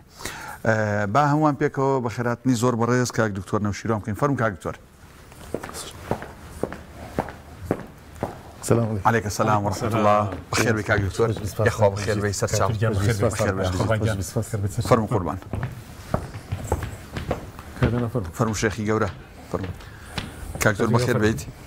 بخير بك بجي سباس تانكم خوش بيا يا أخوة بخير بيتي بجي سباس تانكم بخير رمضان شتان بيروز بيت بيروز لأيه ولا بينا شو إن شاء الله روج وطاعن قبول بيت إن شاء الله أم نعمتي إخوة زور كسي قوشت ناخو كاكتور ئەو تەبیعەتە هەیە نەباتیە بەڵام گۆشت خواردن سوودەکانی نەخواردنی چ زیانە بە ئینسانەکات بەڵێ گۆشت طبعا پرۆتین وابزانین باسکەین پرۆتینی چەند نوعێکی وتمان پرۆتین نەباتی هەیە پرۆتینی حیوانی هەیە حیوانێکەش کە ئاژەڵیە بێ بە چەند بەشێکە وەکو پرۆتینی گۆشتی سوور ئەویش کە مەڕ و بزن و گا و جۆرە کەوگامی شوان ناگرێتەوە لە کە حەڵاڵ لای ئێمە و هەروەها گۆشتی مریشکە گرێتەوە گۆشتی ماسیە گرێتەوە و ئاژەڵە بەحریەکانیش ئەنێ ئاژەڵانش کە لە ئاواژین حەڵاڵن و ئەخورێن و سوودی خۆی هەیە بەنسبەت گۆشتی سوورەوانێ ئێمە زیاتر باسکەین کە خەڵک دەیخوایە مریشک یا ئەو نوعانی تر تان گۆشتی فرێش زۆر باشە لەبەری گۆشتی فرێش بەهاکەی بەکامیلی تایە بەستن و کردنەوە زۆر باش نییە لەبەرەوەی ئەو پرۆتینانە ئەو خانانەی کە گۆشتەکەی لێ پێگات و ماسوولکەکان ئەشکێن ئەو پرۆتینی کە لەناو ماسوولەکانایە لەو ئاوایە کە تایەتی یەتە خوارەوە ئەڕوات و بەهاقی کەمە بێتەوە وهە نابێت ینی بە هیچ شێوەیە گۆشتێک کرایە و جای تبی بەستێتەوانێ ئەوە هەر نابێت ئەمە ئێمە بەنسبەت گۆشتی فرێشەوە باسی واکەین جەناب باسیەوەکە کە حیوانێک ئەو کاتی کە کوشتاری بۆ کرێت و یەکسەر بخورێ نەخێن نابێت لەبەرەوەی ئاژەڵ ئەو کاتی کە سرە بڕێت نەبوو بە گۆشت جارێ ئاژەڵەکە بڵین ماسوولگەکانێتی ئەبێ بیکەین بە گۆشت کە بێ بە گۆشت ئەبێ بۆ ماوەی 12 بۆ 24 کاتژمێر لە پلەی گەرمی 0 بۆ 4 پلە بیهێڵینەوە تاوان ئەمە ئیسفادەکەی چییە؟ یەکەم ئەو گۆشتە تاک و سەر ئسخانەکەی بەو پلەیە کەواتە گۆشتەکە لەوەی کە بە پلەیەکی گەرمی توانێت بەکتریا گەشەی تیا بکە ئەو نمووی ئەو گەشەی بەکتریای ئەوەستێنی دووهامیان ئەو خوێنا و پیساوی کە ناو گۆشتەکە ماوەتەوانی هەموویەتە خوارەوە پاگە بێتەوە سێهەمیان کە لە هەمووی گرنگترە ئێمە ڕێژی ترشی گۆشتە ئەبێ بیگەینە ڕێژەی ترش ببێت بە pH 5 ئەوە بەچی ئەبێت بەو حاڵەتە ئەبێت کە ئەمێنێتەوانێ واتە گۆشتێکە یەکسەر کت و پرسەرێ بڕی ئەو ڕێژی ترشیتیانە کە بەکتریاکان کوژێکە خۆی پاکاتەوانێ کەواتە تۆ بێ بیهێڵیتەوانێ لەو پلەیە بۆ ئەوەی ئەو ترشی کە هەمانە بگاتە 5 پلە بۆ ئەوەی بەکتریاکانی ناوی گەشە نەکەن و بمرن ئەمانە گرنگەکانێت ئەمە لێرە ینی تێنەپەڕین کاکشێخ وردە وردانی چۆن ڵێ چکۆ باسەکە زۆر گرنگە بەڕاستی ئەوەی فەرموود لە 0 بۆ 4 پلە لەم دەرەجەیە ئەی بەستێ نەخێر ئێمە گە بی بەستێ و بیکاتەوە کەواتە غەڵەتێکی گەورەمان کرد ئێمە بەڕادمان هەیە نەک بەستێنە ینیواتە مجەمیدا ئێمە لە سەلاجە دای ئەنین ئەگەر حیوانێت لە ماڵەوە کوشتاری بۆ بکرێ بڵێ بەڵام ئێمە لە قەسابخانەکان هەمووی بەڕادمان هەیە بەڕادەکان دەرەجەی حرارەتەکەی پلەی گەرمیەکەی 0 بۆ 4 دەرەجەیە بۆ ماوەی 12 ساعت یا بۆ 24 کاتژمێری هێڵینەوانێ دوای ئەوەی کەیتر پشکنینی پێش سەربڕینی بۆ کرێت پشکنی دوای سەربڕین نەکرێت گۆشتەکە مۆرەکرێت بە پشێویکی شێوازی بڵین تەندروستی ئامادە ئەکرێ و هەروەها لە کاتی سەربڕینیا پەیڕەوی شریعەتی ئیسلامیە کرێ و کە خۆتان ئەوانە شارەزاترن لە ئێمە کە ڕۆقی بێت و بە چەقۆی تیژ سەر ببڕێت و بسمیلای لێ بکرێت ئەمانە هەمووی پەیڕەوەکرێت لەو کوشتارگانی ئێمە جا لەبەرەوە ئێمە ئەو گۆشتەکە بەو شێوەیە ئامادە ئەکرێ لەو پلای هێڵینەوە بۆ ئەوەی ئەو شتانە ڕووباکە باسمان کەواتە کاکشێخ ئەم ساڵ ڕەمەزان و بەهار کەوتوتە یەکەوە ینی لەوە چێ مەگە بە شەو بچینە دەرەوە بۆ سێرانە ژنە ڕۆژ ناتوانین بەڵام ئەوەی کە حیوانەکە سەر ببڕدرێ و یەکسەر ڕانەکەی یان پشتە مەغزەکەی یا حەبلەکەی ئەو شوێنانەی کە ناسکە لی بکەینەوە بۆ برژاندن ئەمە تۆ لەگەڵینی دووەکو نەک لەگەڵینین ئێستا تۆ شێوازی کە باسی شێکەیە خۆی لە خۆشە هەڵەیەکی تایە کەواتە ئەو حیوانی کە تۆ باسێکی لە کوشتارگا سەر نەبڕاوە ئەمە خۆی لە خۆیان جارێ هەر هەڵەیەکی کوشندەیە لە بەروی تۆ حیوانە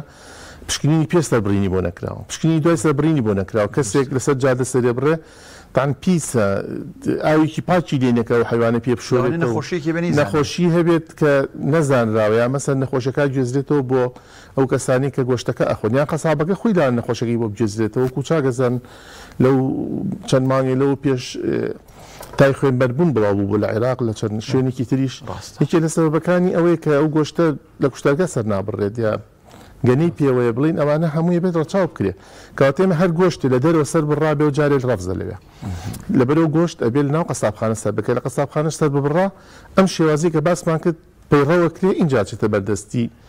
ئەو کەسانی کە بەکاری هێن خەڵک تۆزی لە سەربڕگا ترسێتوانە لە چییە لەوەیە کە ینی ئەترسێ بڵین زۆری تێبچێ ئەترسێت زۆر بمێنێتەوە زۆر چاوەڕێ بکە ئایا ینی کەسێک بۆ سڵەکات ئایا تعالیمەکانی سەربەرگەر چۆنە بەڵێ ئێستا ئێمە باسی با کوشتارگەی نوێی قارەگۆڵ بکەین ئەو کوشتارگایە تەبەن لە ساڵی 2007 بەگەڕکە و کوشتارگایەکی مۆدێرنە و هەموو ئەو شتانی کە زانستی و دینی پەیڕەوەکرێتەیە ئاژەڵ لەوێ زۆر بە شێوازێکی جوان سەرە بڕێ بۆ نمونە ئاژەڵێک کە سەرە بڕێ بە قولاب هەڵەواسرێ بە ئاسمانەوە کەڵەکرێ ئەرز نبینێ تا پیس بێ و گۆشتەکەی لە ئەرزا بخشێ هەموو بەشەکانی ئاژەڵەکە هەرێکە چێ بۆ شوێنێک لە شوێنەکەی خۆی چارەسەرەکرێ بۆ نمونە سەرروپێ لە شوێنە چارەسەرەکرێ ئێسقان و کەرەستەکەی لە شوێنێک کە پێستەوە چێ بۆ شوێنێک ناوسەکەی چێ بۆ شوێنێک ئەمانە هەمووی پەیڕەوکرێت دووهەم یعنی پشکنینێکی زۆر باشی بۆ کرێ بەرێ ستافێکی ڤێتەرنەری زۆر کارامەی چالاکی لێیە کە کوشتارگەکە بن بەڕێوە دوای ئەوەیەتە چۆیێتە ئەو شوێنانەی کە ئەشورێتەوە پێش شۆرنەوەکە باسی ئەوەت گوتێ ستافێکی شارەزای ڤێتەرنەلی لێ بەس کاکتۆر ئەوەی ئێمە بیستمانە کاک شێخ تەنها بە چاو فەحسی ئەو گۆشتە ئەکرێ نەک بە ئەوەی ئێوەی بین لاان تەلەڤیزۆنا بینی بێتان کە سرە بڕێ مەسەلەن دوای ئەوە ئەوە شتانە پیشان نایرێ لە تەلەڤیزۆنە لەبەرەوەی ئێمە وەکو ناحی ئینسانی بڵین یعنی پێڕە و ناکرێ شتانە کە لە تەلەڤیزۆنا کاتی سەربڕین و خوێن و ئەم شتانە پیشان بیرێ بەڵام ئەوەی کە خۆمان تاوان بۆ ماوەی 4 ساڵ بەڕێوەبەری هەموو کوشتارگەکان بووم یعنی شارەزایەکی تەواو هەیە لەو بوارە ئەو کوشتارگایە زۆر مۆدێرنە یعنی کە ئەو بۆ باسەکەم پشکنی چاو نییە بەس ئێمە ئەو ئاژەڵە پێش سەربڕین کەشفی بۆ کرێ ئاژەڵێک لات بێ نەخۆش بێت گەنەی پێوە بێ شتی لێ بکرێت کە نەخۆشیکی هەر لێوە جارێ نایاڵڕێ سەر بڕێ کێتە ژوورە سەرە بڕێ بە شێوازێکی زۆر پاک زۆر جوان سەرە بڕێ یعنی ئەوە خەڵک بۆی دڵتەمین بێ لەوەی کە ئەو گۆشتەی لە قەسابخانەکان سەرە بڕێ بە شێوازێکی زۆر ڕێک و پێک و دینی و تەندروست سەرە بڕێ دواییت کەوڵەکرێ کەوڵەکەی بە پاچی ئەو کەوڵە بەرگۆشتەکە ناکەوێتەوە جارێکی تر یعنی دا ئەماڵڕێلی تەنانەت ئێمە کەوڵی گاکان بە ئامێرە لودەیات و ئێنتە خوارەوانێ پاچێکە ئەمە ئەوە کێت اینجا دوای ئەوە جارێکە شۆرێتەوە اینجا ناوسەکەی دەرەکرێت و ناوسەکەی و ئاژەڵەکە بەیەکەوە پشکنینی بۆکرێ ناوسەکە جارێ دەرناکرێ بڵێ سیجگەرەکەی باسەکەم بۆی ئەگە کلمێک یا نەخۆشیەک هەبێ لەو بەشەیە نەکەمی فڕایی جایت اینجا چ سەر لاشەکە بزای ئەم کرمی کە لێرایە واسەوتانەوەش زانستیە نەما عیلمێکی زۆرە من 5 ساڵمان خوێنەوە لە کولیا ئەم شتانە یعنی ناتوانین تۆ لە بەرنامەیەکی وە بە هەمووی باسکی بەڵام ئەو شتانی کە ئێمەی زانین ئەوەیە اینجا ئاژەڵە کە شکمان لێتی گومانمان لێتی مەسەن گومانە لێتی زەردووی بێ زەردووی تاوان علامەتی نەخۆشیە خۆی نەخۆشی نییە ئێمە چەند شتێکی هۆی هۆکاری زەردوویە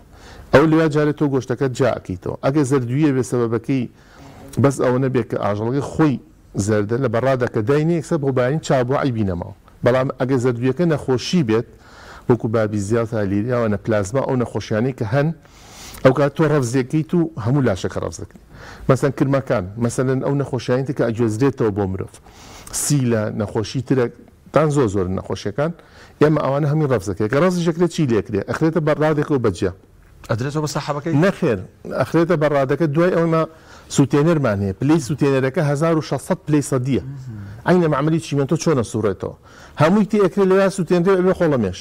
کەواتە ئێمە سووری ژیانی چەند نەخۆشیەکیش کە ئەگوێزرێتەوە بۆ ئاژەڵی تر یا بۆ کرمەکان کە ئەو سووری ژیانمان لەوێ قەتع کرد نەما اینجا ئاژەڵەکە لەویاشە جارێکی تر پزیشکی ڤێتەرنەری کارمەندانی ڤێتەرنەری پشکنینی بۆکەنەوە جگەرەکەی بزان کرمی هەیە نیەتی مەسەلەن گۆشتەکە خۆی هەچ کێشکیان لێ بێ مختبەرمان هەیە ئەگەر یەقین نەبیت لەوێ بەشێکی لێکرێتەوە بێ بۆ مختبەر لە مختبەرەکەش جارێک تەفەحسی بۆکرێ وستافی بۆ دروست دەکرێت بۆ نمونە جاری وایە گایەکە مەسەن تۆ باری 3-4 میلیۆنە تۆ ناتوانانی یەکسە کابرا قەناعەت پێ بکەی کە من ڕەفزت کراوە یعنی تقریبا وەکو چۆن لجنەیەکی بۆ دروست دەکرێت بە هەمویان سەیرەکەن بە هەمویان پشکنەکەی بۆ بن بۆ مختبەر سەیرەکرێت اینجا ڕەفز دەکرێت قەراری لێ بچێتە بازاڕ اینجا دوای ئەوە ئەچێتە ناو بەڕاد لە بەڕادەکانە مۆرەکرێت دا مۆرەکە لە هەموو بەشەکانیری ئێمە ئەو مۆرەش حتا من وەختی خۆی لە سوید هێنام بۆیان مۆرەکە تەزویر ناکرێت یعنی چۆن ئەڵێیت ئێمە حرف و پیتمان هەیە ڕۆژانە ئەگۆڕێ بە پێی ئەوە زین ئەو ڕۆژنەکان نەزانن قایمێت ئەو لیجنیانە پێمانوتون کە فلان ڕۆژ فلان ڕقممان لێ هەستم بەڕانی مەڕەکەەوە مۆری پێوەم ناخوا نەخێن ئەو شتانەمان کرد وەختی خۆی ڕۆژێ مۆرەکە ئەگۆڕێ بەڵێ ئەگۆڕێ زائیدەن ئەو ستافەشی کە لێوێن ئەزانن چ ستافی ئەو مۆری کردەوە ڕۆژە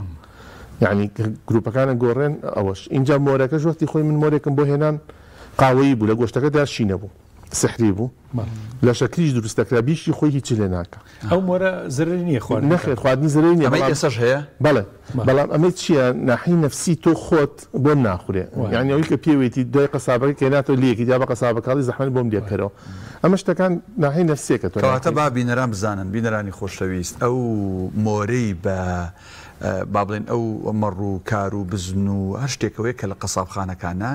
بەوتەی کاک دکتۆر ئەو مۆرە ئەو مەوادیلی دروست کراوە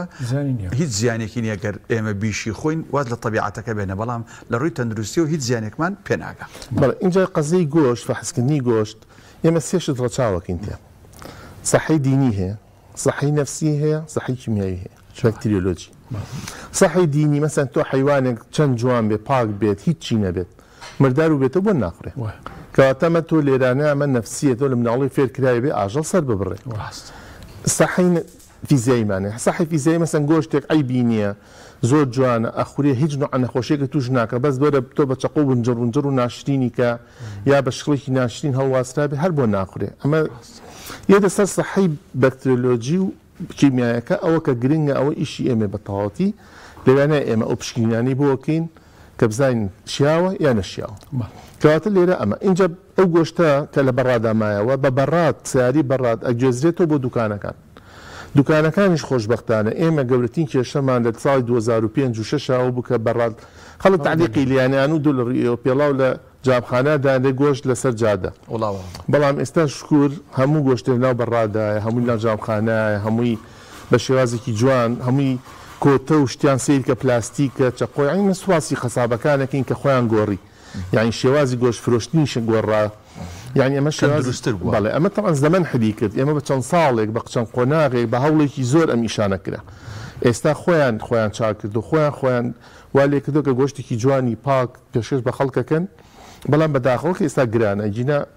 وەختێک ئینشەڵات وەزع باش بێت و تۆزێ باشتر بێت گۆشت هەرزان بێت بەڕاستی گۆشت ضرورە بۆ مرۆڤ یعنی پرۆتینۆ لە ڕووی بەها خۆراکێک جا پرسیارەکەی جەنابیشە ئەوە بۆ عەجەبا گۆشت خواردن هەیە ضرورە یا ضرورە نیە طبعاً ضرورە ئێمە مەجموعەیەک ترشی ئەمینی پێڵن ئەمینی ئەسیدەکان هەیە کە لە هیچ شتێکە دەستمان ناکەوێت لە گۆشتانە بێت مەجموعەی ڤیتامیناتی ژێ بیەکان بە تایبەتی وەکو بیتۆڵ لە گۆشتە دەستمانەکە کەواتە ئەو کەسانی نەباتین یا بێ ئەم شتانە بە حەب بخۆن یا بەجای باڵە تەعویزیکەن یا بێ گۆشت بخۆن ئیتەوەی گە گۆشت ناخوا بێ بۆ تەعویزیکە نەقسی بۆ دروستە بێ کاتۆر بەنسبەت مریشک و پەلەوەرەوە ینی سەحەی ئەوان چۆن ئەپارێزرێ ئایا چۆن مامەڵە لەگەڵەوەنا بکەین بەڵێ ئێمە مریشک دیعا زۆرەکرێ واکرێ ئەمانە هەمووی تەعام دوورن لە ڕاستیەوە ئەمەی کاڵم پرۆتینی زۆرە درێت پرۆتینی هەڵە بەڵا هەرمۆنیرێتێ هەیە لە وەڵا ڕۆنی سیاری ئیرێتێ ئەمانە هەمووی دوورن لە ڕاستیەوە کەسێ باخۆی تەجروبێ بکە مریشکی بێنێ ڕۆنی سیارە بۆچی بۆ مریشی بەڵێ زۆر دیعاکران وڵات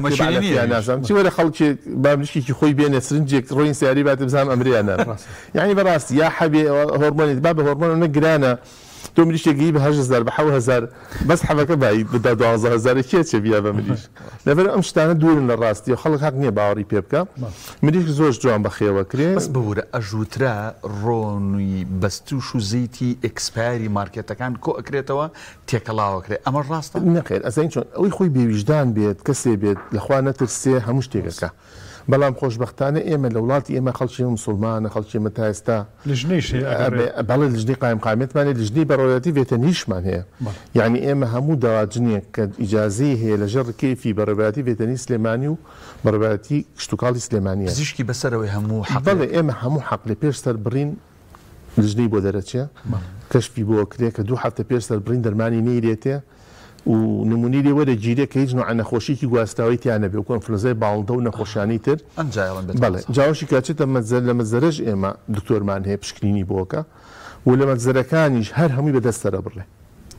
هەمووی ڕۆقیبلە بسمیلای لێکرێ بەدەستەرە بڕێ تان زوو زمانی زوو باسەکەم پێشنەوەتەکان بەچی نەبوو جاریوا بوو دەنوکی بەرەکە و جاریوا بنیوەی سەری بەرەکە و بەڵام ئێمە ئێستا هەموو مەزەرەکانمان بەدەستەرە بڕێ و زۆر بە شێوازێکی پاک و زۆر بە شێوازی پاک بڵین پەڕوشتی لێکرێتەوە و دوایچێتە ناو بەفراوە لە ناو بەفراوەکە دەرەجە حرارەتی دا ئەبەزێ سپیە بێتەوانێ بۆچی ئەو بەفراوەکە ئەو بەفراوە سەیکە مریشک گۆشتەکەی سپیە کە ئەخرێتە بەفراوە سپیتر و جوانترە بێت ئەو خوێناوشتەی لێ ئەبێتەوە چکە تۆ لە دەرەجی حرارەتی گەرمە پەڕی لەکەیتەوە بە گەرمی ڕاستە دوایی ئەو دەرەجی حرارەتی بۆ نزمەکەیتەوە تا ئاگاتە سفر دوایی ئەخرێتە بەڕادێکەوە بۆ ماوەی 18 ساعات دەرەجەی حرارەتەکەی ناقص 30 دەرەجەیە ئەو لە گۆشتەکە زیاترە بەڵێ بۆ 30 دەرەجە ئێمە گۆشت مریشکی بەستوو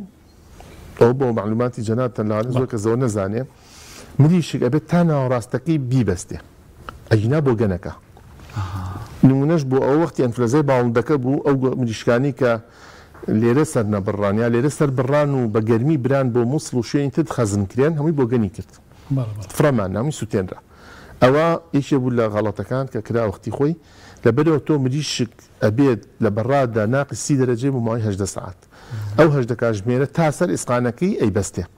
کە بەستی دوای ئەو کاتە ئەهینتە دەری خیتە بەڕادی ئەتیادی ناقص 18 دەرەجێ بەستێنەر تەوان جەمیدەیە ئەوە توانین بۆ ماوەی ساڵە هەڵگیرێ لەو کاتەیە و مریشکیش تەوان عینەش پشکنینی بۆکرێ هەم پێش سەربڕین وکو باسم کرد لە قاعەکان نمونە وەرە گیرێ و فەسی بۆکرێ و تاان خۆشبەختانە بەڕێبەتی بێتەنی سلێمانی ستا مختبەرێکی زۆر پێشکەوتومانێ یعنی تاقیکەیەکمان هەیە لەسەر ئاستی بڵێن هەموو هەرێمی کوردستانە یەکەمە لەبەرەوەی زۆر ئامیری زۆر پێشکەوتوی تایە جیهازی ڕێڵتایم PCRمان هەیە کە حەچی نەخۆشیێتوانە کەشفکرێ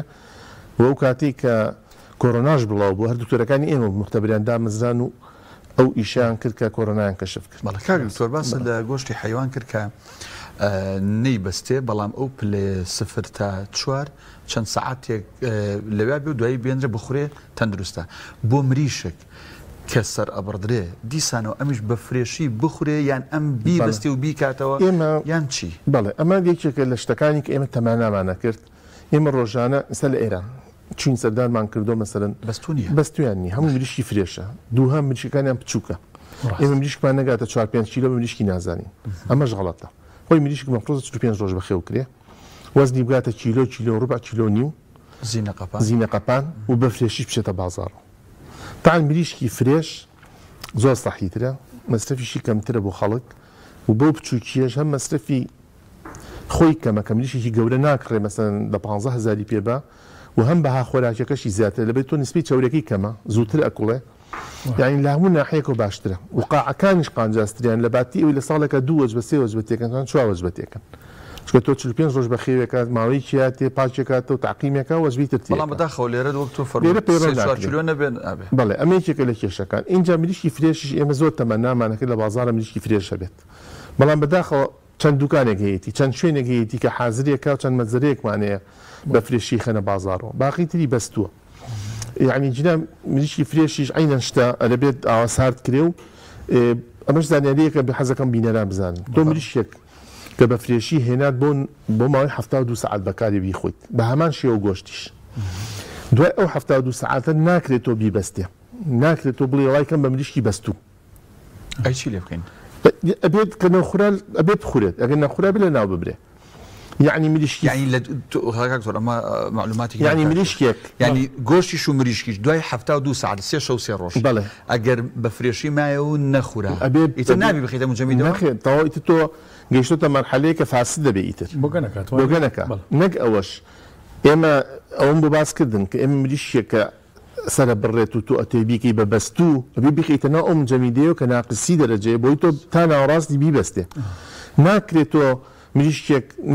72 ساعت هێشتوتە دەوانێ و جا بۆ گەینە شەوی خیتە ناو مجەمیدە تێبی بەستە تا ناوەڕاستی ئەوش تقریبا 2-3 ڕۆژی پێچە تاگاتە ناوەڕاستەکەی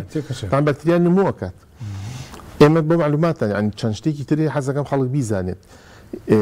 گۆشت و مریشک و ئەمانە ئێمە مدەی سەلاحیەتەکەی بۆ ساڵێکە بەڵام بۆ شێوازە بیبەستێ ئەو تعلیماتەکە بڵیتەوە جەنابەت بەڵێ سەبوو نمونە من کۆمەڵی مریشکە بۆمە ماڵەوە بەڵێ پاک کراوە حاضر کراوە لە ماڵی شوتۆزێ ئەیشۆن و ئەیخەنە مجەمیدە ئەبێ یەکسە بخرێتە مجەمیدە یا سارد بێت و اینجا بخرێتە ئەتوانی یەکسە بیخیتە مجەمیدە تۆ کە ئیشویتۆ بە ئای سادەی شویتەوە پێشتریش تۆ لە مزدەرەیەک سەرە بڕیوە و هێناوتەوە ماڵەوە بەڵام ئەوەژە ڕێنمایەکی ترە کە حەزەکەم خەڵک بیزانێ مەجەنابەتی 5 مریشک بەیەکەوە کڕی ناتوانێت هەموو ڕۆژێ بچی مریشک پڕی پاچکی تو بهێنی وایە 5 مریشکی هێنایەوە ئەم 5 مریشکە چاکە کرد زەرف زەرفێکی باشتر وایە طبقة داين لم جميدك مثلا جميدك توشتي تريه بلان بيشتي غوشتي كريو مليشكي كريو مثلا شتي كيتا او بستوانا لقال امات يقل كريه او نبي هر بينج مليشكا بغرمي لسديك دانري او كاتنا راستي مليشكا بوغنكا دركشي بستويتي راست اوش بنرميه منتو تا چن روج بوغنكا كواته تو توزيعك دوي او تشيكي تو چن روج جاري روج دو روج جاري هالي جررو جميدك دجا هەموو دشتەکان تێکەڵ کەرەوە بۆی تا ناوەڕاستی ئەو مریشکانی کە هێناوتەوە گەرمن بیبەستێ مجەمیدەی ماڵان کاک دکتۆر چەند پلەیە ناقص 18 دەرەجەیە هەم نەخێر بە هیچ شێوەیەک ئیلا ئێمە ئەوەی کە هەمان لە مەزەرەکان هەمانە ئەویش تاقەکەی محدودە یعنی تۆ بۆ نمونە جێگی 30 تەنە هەیە بێ و ڕۆژە 30 تەن سەربڕی تا ئەوە نەیبەستێ جوان نابێ بخێتە بەڕادەوانێ و وەجباتی تر سەر بڕێ ئەو ناقەسەش دێت تەندروستە کاتۆر بەڵێ تەندروستە بەڵام بەو شێوازەی من باسیەکە هەڵی گێڕیتەوە وا بکەین هێڵی ناوەڕاستەکەی بە نەرمی بمێنێتەوە یعنی وا بکەی کە لەماوەی یەک دوو ڕۆژە هەمووی بیبەستێت تا ناوەڕاستی. کاکتۆر ئێمە باس لەوە ناکەین کە خەڵک خۆی پەروەردگار ڕزقی حەڵاڵی ئەو خەڵکە بە کاکشارکە لە لاکۆڵانەکان دوکانی مریشک فرۆشتنیان هەیە ئەمە بابەتێکی ترە ئێمە باز لە بابەتی تەندروستی و ژیان و حیاتەکەین بەڕاستی ئەمەی کە سەتڵێک دانراوە ئاوی تێکراوە و بەیانی تا ئێوارە ئەم سەتڵە ئەکوڵێ و مریشکی تێکرێ و دەرەهێنرێتەوە ئەم حاڵەتم باسی لایەنە تەندروستیەکەم دیسانەوە ینی با بزانین ئێمە لاقی ئەومان نێ خەڵک کەسابەتەکە خۆی پرگەر ڕستی حەڵال بە هەموو کەسە کاکشار بەڵام کە هەر ئەکرێ چۆن تەندروستە ئەمەی لا کۆڵانەکان تەندروستە وڵای ئێمە زۆر هەوڵمان لە ئەوە نەمێنێ و وەختی ئەنفلۆزاکەش نەما 2005 و 2006 ئەم شتانەمان نەهێش بە سەراحەت ژێپردەکە خۆتان نزانن پەلەوەرە فرۆشتا بە زیینێتیومانە ئەمەش تەندروست نییە تان هەج نەخۆشیە بڵاو بێتەوە ئەوە ناوجەرگەی شارن یا مەسەرەن ئەو شێوازی پاکردن بەڕاستی زۆر پیسە یعنی تۆ مریشک یەکسەرە بڕێخێتە ناو ئەم ئاوەوە کە لەبیان تا ئێوارە هەر ئەو ئاوەیە و هەرو مریشکانی تێکرێ ئێمە داوامان کرد وەختی خۆی چەند مەزەرەیەک چەند سەربڕی خانێکی موبایل دروست کرێ لە چەند شوێنێکی شار کە ئێستاوەی هەیە لەسەر لە بازاری ئازادی مۆڵ دانێک هەیە بۆ شێوازە دانێک هەیە لە ئابلاخە بامان شێوە بەڵێ ئەوانە چیەکەن بچووکن یعنی بەشی ڕۆژانەی ناو شارەکەن مریشک سەرە بڕن بە فرێشی ئەیخەنە بازارەوە یا بۆ شوێنانێنێن کە داوایەکەن خۆی داوامان کرد هەموو شوێنە بێ بەوە ڕاستە ئەمە خەڵکێک بژێوی لە سەرێتی خەڵکێکی پێژی بەڵام وڵای زۆر ناتەندروستە هەم شێوازی پاکردنەکەی هەم شێوازی ئەو پەرلێکردنەوە و یعنی بەکتریایەکی زۆر بەدێکەوێت و ئاوەش زۆر پیسەکە تیاکڵێن ئەو مەزەرانی تەبعاً ئاوەکەی وردە و دەم ڕۆژێ لەبەرەوە گۆڕێت حوزی پشتنەوە جیایە حوزی ساردکردنەوە جیایە تاقیمەکردوایەوە ئێمە توانیمانە پزیشکی ڤێتەنەری دانین بۆ شوێنانە کە پشکنی بۆ مریشەکان کە پێش سەربڕین و دوای سەربڕین ئەو شوێنانی تۆ ناتوانیت هزار دوکان هەیە مەسەن لە هەموو شار و شارچکەکان لە سلێمانی تۆ دانی شەمووی خەڵکی بۆ دانی پشکنینی بۆ بکە کاتۆر ئەگەر جنابەت شتێک لەسەر مریشکی کوردی بفەرمووی یانیسا خەڵک حەزەکات مریشکی کوردی بخوا بەس نییە وەکو دەواجن نییە بۆ شتی مریشکی کوردی نییە بۆ جۆرە وڵای زین چۆن خۆی کاڵە مریشکی کوردی ئەوە نەبێت پەڕەنجین بێ و لە دەواجنا بەخێوکرێ ئێمە ستەیکە لە هەموو عالەماشتی ئۆرگانیگەیە وانە شتی عامیژێ سە تۆ مریشی مەسلحە کاڵی ناوی مەسلحە بە علەف بەخێوکرێ علەفەکە پێگاتەکەی هەمووی چەند شتێکە دوایەوە چەند مادەیەکەیە ئەمینۆ ئەسیدەکانە تێکەڵەکرێ مەسەر میثیۆنین لایسینۆمانە بۆی نمووی زیاب بکە سەریع گەورە بێت و پرۆتینێکە تێکەڵی علەفەکە ئەکرێ بەڵام خۆشی لە خۆیان جیناتی هەر چاکە کە وای لێ هاتوو عنی ئەو جیناتانی دەستکاری کراوە کە بتوان لە ماوەیەکی کەمە قەڵەو بێ بەڵام مریشی کوردی کاڵی کوردی ئەو مریشکەیە کە بەرڵایە مثلا جا ئەخوا حەشەرات دەخوات بە یەک دانە ساڵ نابێ بە کیلۆیەک بە کیلۆنی بەس ئۆرگانیکە کاکە ئەمە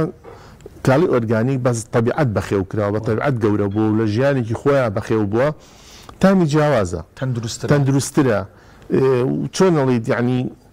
لە هەموو ناحەیەکە خۆشترە ینی تۆ سەری مریشێکی کوردی کە لینجی و تام و بۆنی و وانە نرخیشی گرانترە طبعاً بەڵامەوەی ئێمە کۆمەلگا لە گەشەیەکی گەورەیە تۆ شارێکی وەکو سلێمانی زیاتر لە ملیۆنی خەڵکی تایە تۆ نادەم مریشی کوردی ئەم خەڵکە بژێنی مەجبوری ئەم شتانەش هەبێت کاک شێخ هەندێک لە گفتوگۆکانمان بەرینە چێشخانە بۆ لای شێخ نەریمان چکە ئەویش گۆشتی حازر کردووە باڵگەڵ کاکتۆرە هەندێک گەنگەشە بکەین کاکتۆر با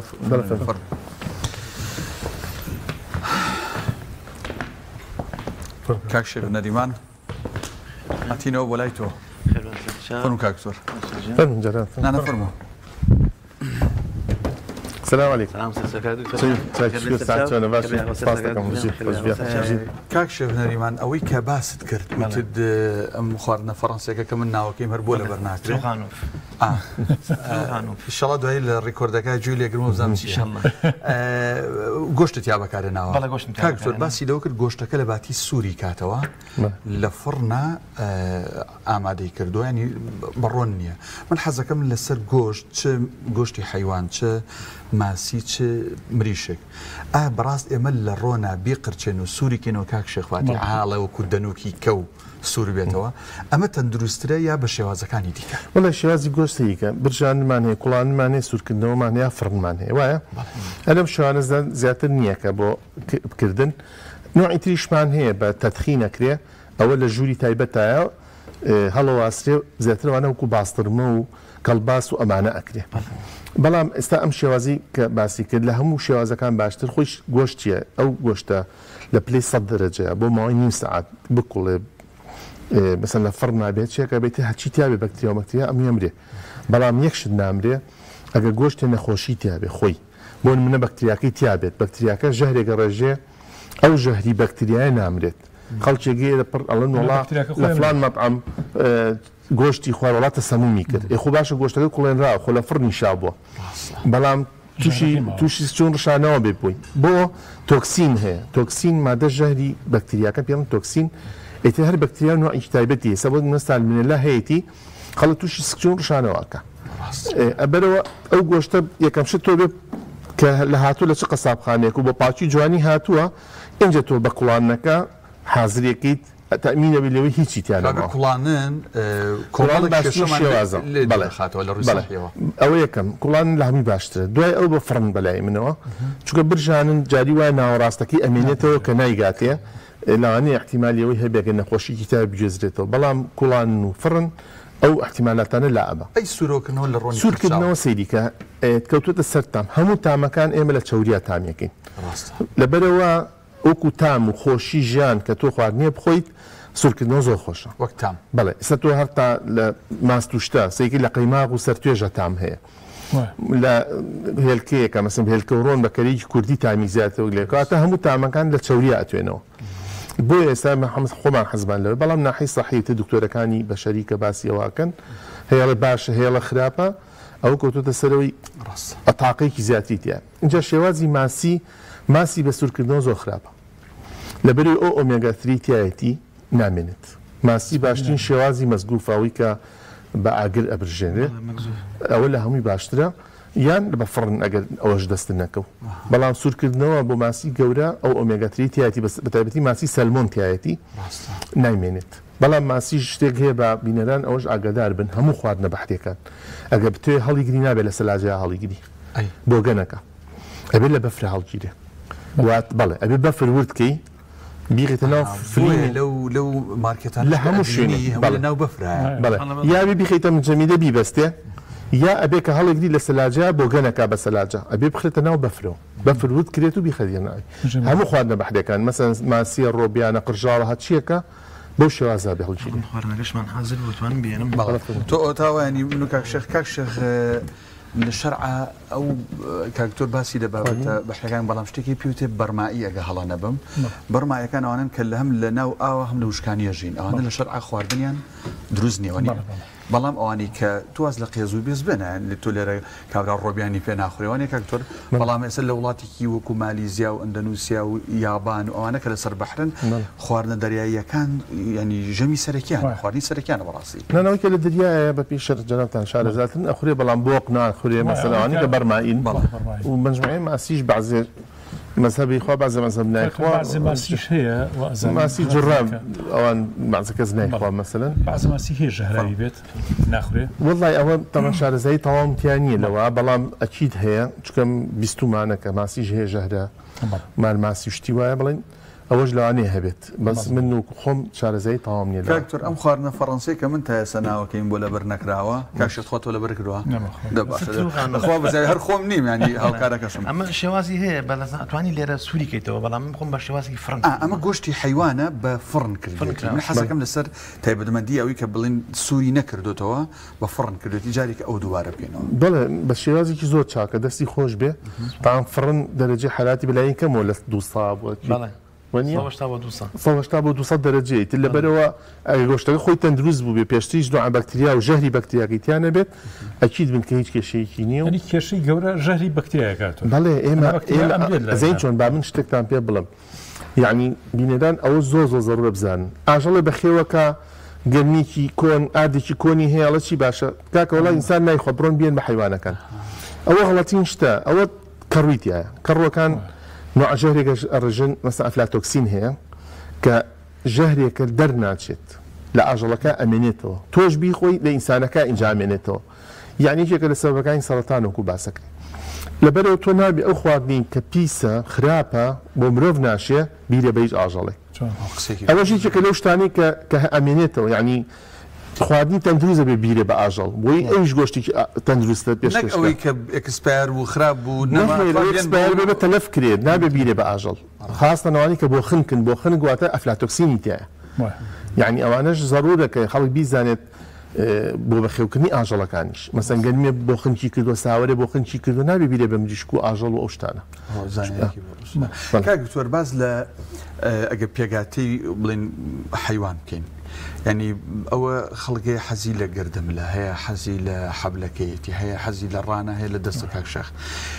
لنا وجوشتي حيوانة شويني جيل شويني كي بروزة ترو بروتين وباشتر بيامو وكو يقوي أميك دوم لحيوانة كان حيواني بتشكوله باشتر وكو كارو برخو أمانة يان برزكان جوشتا كان يان بخوري باشتر مال أجا وكو نسبة بروتين سيركي حيوان تالبة من تربية دانك بير بيه كاملتر بيه نسبة بروتينكي زيادة بيه گۆشتەکەی سوورترە حیوانی بچووک بە عمر گۆشتەکەی ناسکترە زووترە کوڵێ بەڵام نسبة بروتینی کەمترە ئەمە یەکەم دووەم بەشەکەی ئاژەڵ کەوتۆتە سەر ئەوەی تۆ حەزت لە چەوری یان نە ئەستا مەسەن بۆ نمونە سەرشانێک چەورەکەی زیاترە لاڕانێک زیاترە وەک لە پشتە مەغزەیەک مەسەن حەبلی حیوانێک هیچ نوعا چەورێکی تیانی وانە و ناسکترە و تامیشی خۆشترە لەبەرە کەوتووە سەر ئەو بەشەی تۆ حەزت لە چییە بەڵام تەمان خۆ دەزانیوانی کە تان گۆشتی مهمیش هەیە ئێستا لە عالەمە ئێمە تانە نوع تەربیەمان نییە مەسەڵەن مانگا بەخێوەکەن بۆ گا بڵین گاو جۆرەکەی ناسک بەخێوەکەن نایڵم بجوڵێ ئێمە کە ئەم جوڵانە گۆشتمان تورتە درەنگە کوڵە پیرە ئەوان دابەستن لە شوێنێکە قەفەس ینی ناجوڵە اینجا بە چ تامێگەیانەوێ بە تامی حێلەیانەوێ بە تامی مێخەگەیانەوێ ئەو ئاژەڵە پەروەردەکەن بەو تامە تان بۆ شێف باشە ئەمە و چنوع گۆشتێکیانوێ گۆشتێک هەیە لە عالەما کە زۆر گرانەمە مەڕی پێڵن طبقەیە گۆشت طبقەیە چەوریە هەر طبقەکان لەناو گۆشتەکان ڕێگەخەن ئەوە هەر زۆر گرانە لە عالەمە وەکو مەرمەڕە ئەمانە هەمووی شت هەیە لە عینی زۆر شت هەیە بەڵام ئەوەی کە لای خۆمان هەیە ئێمە حەزمان لە ئاژەڵ بەس ئاژەڵی خۆمان تەبعاً ئەوانی کە لە کێو بەخێوەکرێن و لە وەرگا ئەخۆن سەرحی پێڵین بە کوردێکی ئامەکە ئەوان تامیان خۆشترە لەبەر عینە میشە کوردێکە وایە ئەویش لە وەرگایەکە خوا نوعی ژیاکان فەرقێکە تەنەوەعێکە کە تامی گۆشتەکەی خۆشترەکە سەحیترە و هیچ نوع لەو ژەهرانی تیانە کە باسمان کە چووکە عەلەف بتێنێتەوێ تەندروست نەبێ عەلەفەکە ژەهرێکی تا دروستەکە یا خاستەوە عەلەفانی کە کەڕووەکەن زۆر خەتەر شتێکی کاکدانا زۆر ینی خەڵک حەزی لێکە کە ئەویش سەروپێیە سەروپێ چەند تەندروستە کاتور ینی هەر لە هەڵگرتنیە ڕەمەزانە بێ قەزابی تۆ باش سەروپێ چۆن ینی هەڵگیرێت ئیسا خەڵک چۆن سەروپێ هەڵگرێت تۆ ئەم کەلەزلە بەڕاستی چۆن ئەمەیەت ینی چۆن ئەی خەنە بەڕاستی شوێنێکی واکە تۆ ئیسپادی لێ بکرێت و هەمتر زیانی نەبێ و یان مۆخەکەی ئەخورێ ئەمانە زیان و قازان چۆنە کاتور سەروپێ خۆی ئەگە بێتە سەر ناحەی سەحیەکەی خۆی پیسە مرکزی بەکتریاکان سەروپێ زیاتر ناوسکەکەی تەوان بەڵام ناوسکەکەیەتی حکەلەکەیەتی هەموو شوێنەکان بەس شێوازی پاکردنەکەی تەوان ئێستا لە کوشتارگەی سلێمانی ئێمە شوێنێکمان بە سەروپێی تیا پاکرێ یان بە شێوازێکی جوان پاکرێ و دوای ئەوە ئیتر ئەبێ پارچە پارچە کرێ مەسەن کە لێ بقلی شێندە دانی دەریە زمانی مۆخی ئیتر بۆ پارچە پارچەکراوەی ئەشورێتە و جاریتر بەسەر لە مجەمیدا هەڵە گیرێ و دوایە کرێ بە سەروپێ ئەوە باشترە لەوەی کە دروستەوە کاکشێخ فەرمووی بەڵێ ئیتر خۆ ئەزەی چۆنە مۆخ لە عالەمە ئێستا بۆ معلوماتتەنەوەش پرۆتینی حیوانی ممنوع کرا لە عالەمە یعنی ئەوەی کە لە ئاژەڵ بێنی بیکری بە پرۆتین ممنوع کرد دوای ئەوەی کە جنون البەقەر بڵاو بووە ئەو نێشێتی مانگە وا هەستیانکە کە هیچ لە سەبەبەکانی ئەوە بێت پرۆتینی ئاژەڵەکان بێ ئێستا ئەوان ناکەن و مۆخ لە زۆر وڵاتە ناخورێ ئەویش لە سەبەبی ئەوەیە تاین چەورەکەی زۆر زۆرەکەم دووەم ئەو نەخۆشیانی کە ترسیان هەبوو بگوێزرێتەوە لە مۆخەوە یانوێن ئەوەش نەکرێت ئەخورێت شێخجان دەست خۆش بێ دەستەکان خۆش بێ سپاس دەکەین ئێوارە بۆ بەربان ئینشەڵا دێنەوە لەگەڵ سپاس دەکەین شەخی گەورە فەرموو کاک دکتۆر ئەوەی گرنگە لە مریشکە باسی بکەین بەتامترین بەشی مریشک من لای من وەلاوانەیە لای زۆر کەسی جوابێ فەرم قوربان کاک شێخ ئەوترێ پێستی مریشکە وایە جگە لەوەی کە ئەگە خەڵکێک حەزی لە ڕام بێ لە سنگ بێ ئەوە نابەس پێستی مریشک تامێکی خۆشی تایە بەڕاست کاک دکتۆر پێستی مریشک تەندروستە یان نا وڵای منێک شتم بود بڵتان بێ هەموو تامەکان لە چەوریایە پێستیش بەشێکە لەوەی کە چەوریتایە پێستی مریشک ئەگەر بەو شێوازەی مەجزەرەی ڕسمیەکان پاگەکرێ ئەشۆرێتەوە وەکو ناحی سەحەکەی پاکە تەندروستە بەڵام وەکی ترەگە بەو پیسێ بێت نەوەڵات تەندروست نییە دووەم چەوریەکی زۆری تایە ئەو کەسانی کە مشکلی چەوریان هەیە یعنی خۆت زانی ئێمە زۆر کە زەڵە وڵات چەوری باشە زۆر کە زەڵە چەوری خراپە بەس من بەش بە حاڵی خۆم وەکو ئەوەی کە چەوری تاقەیە یعنی وزەیە تۆ چەندێ وزە زیاتر بچێتە لە شتەوە درێنگتر ئەسووتێ وانە کەواتە چەوری تنەزم مەسلێکی تۆ مەسلێ ئەو شتانێتە پێشەوە لە چەند کەسێکەوە چنە سەر ئەو بەرنامەیە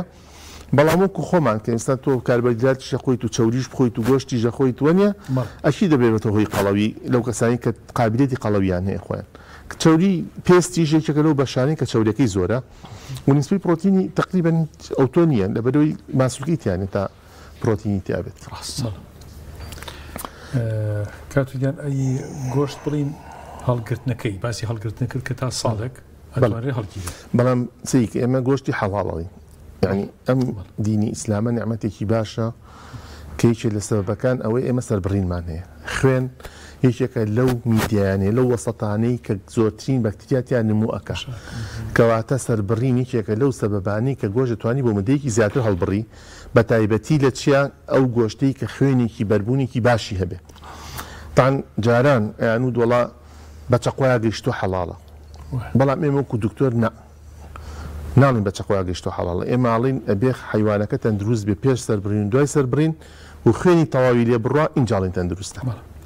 کابۆ حیوانانی سەر نابڕدرن بۆ ساڵێک هەڵ ناگیرەوە بە هیچ شێوە ئەزین چۆن ئێمە من لە ئەوروپا زۆر ژیاوم ئەوان خوێنی ژەخۆن شتێکی پێڵەن پودین خوێنی بەرازە بە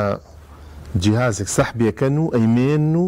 وەکو بەرچایی لەسەر سەبووندان نەیخۆن تاان ئێمە شتانەمان نییە ئەم شتانە زۆر شتێ بۆ باسکردن تم سەحەی نەفسی هەیە ینی سەحە نەفسەکە چۆنە ئێستا مەسەن تۆ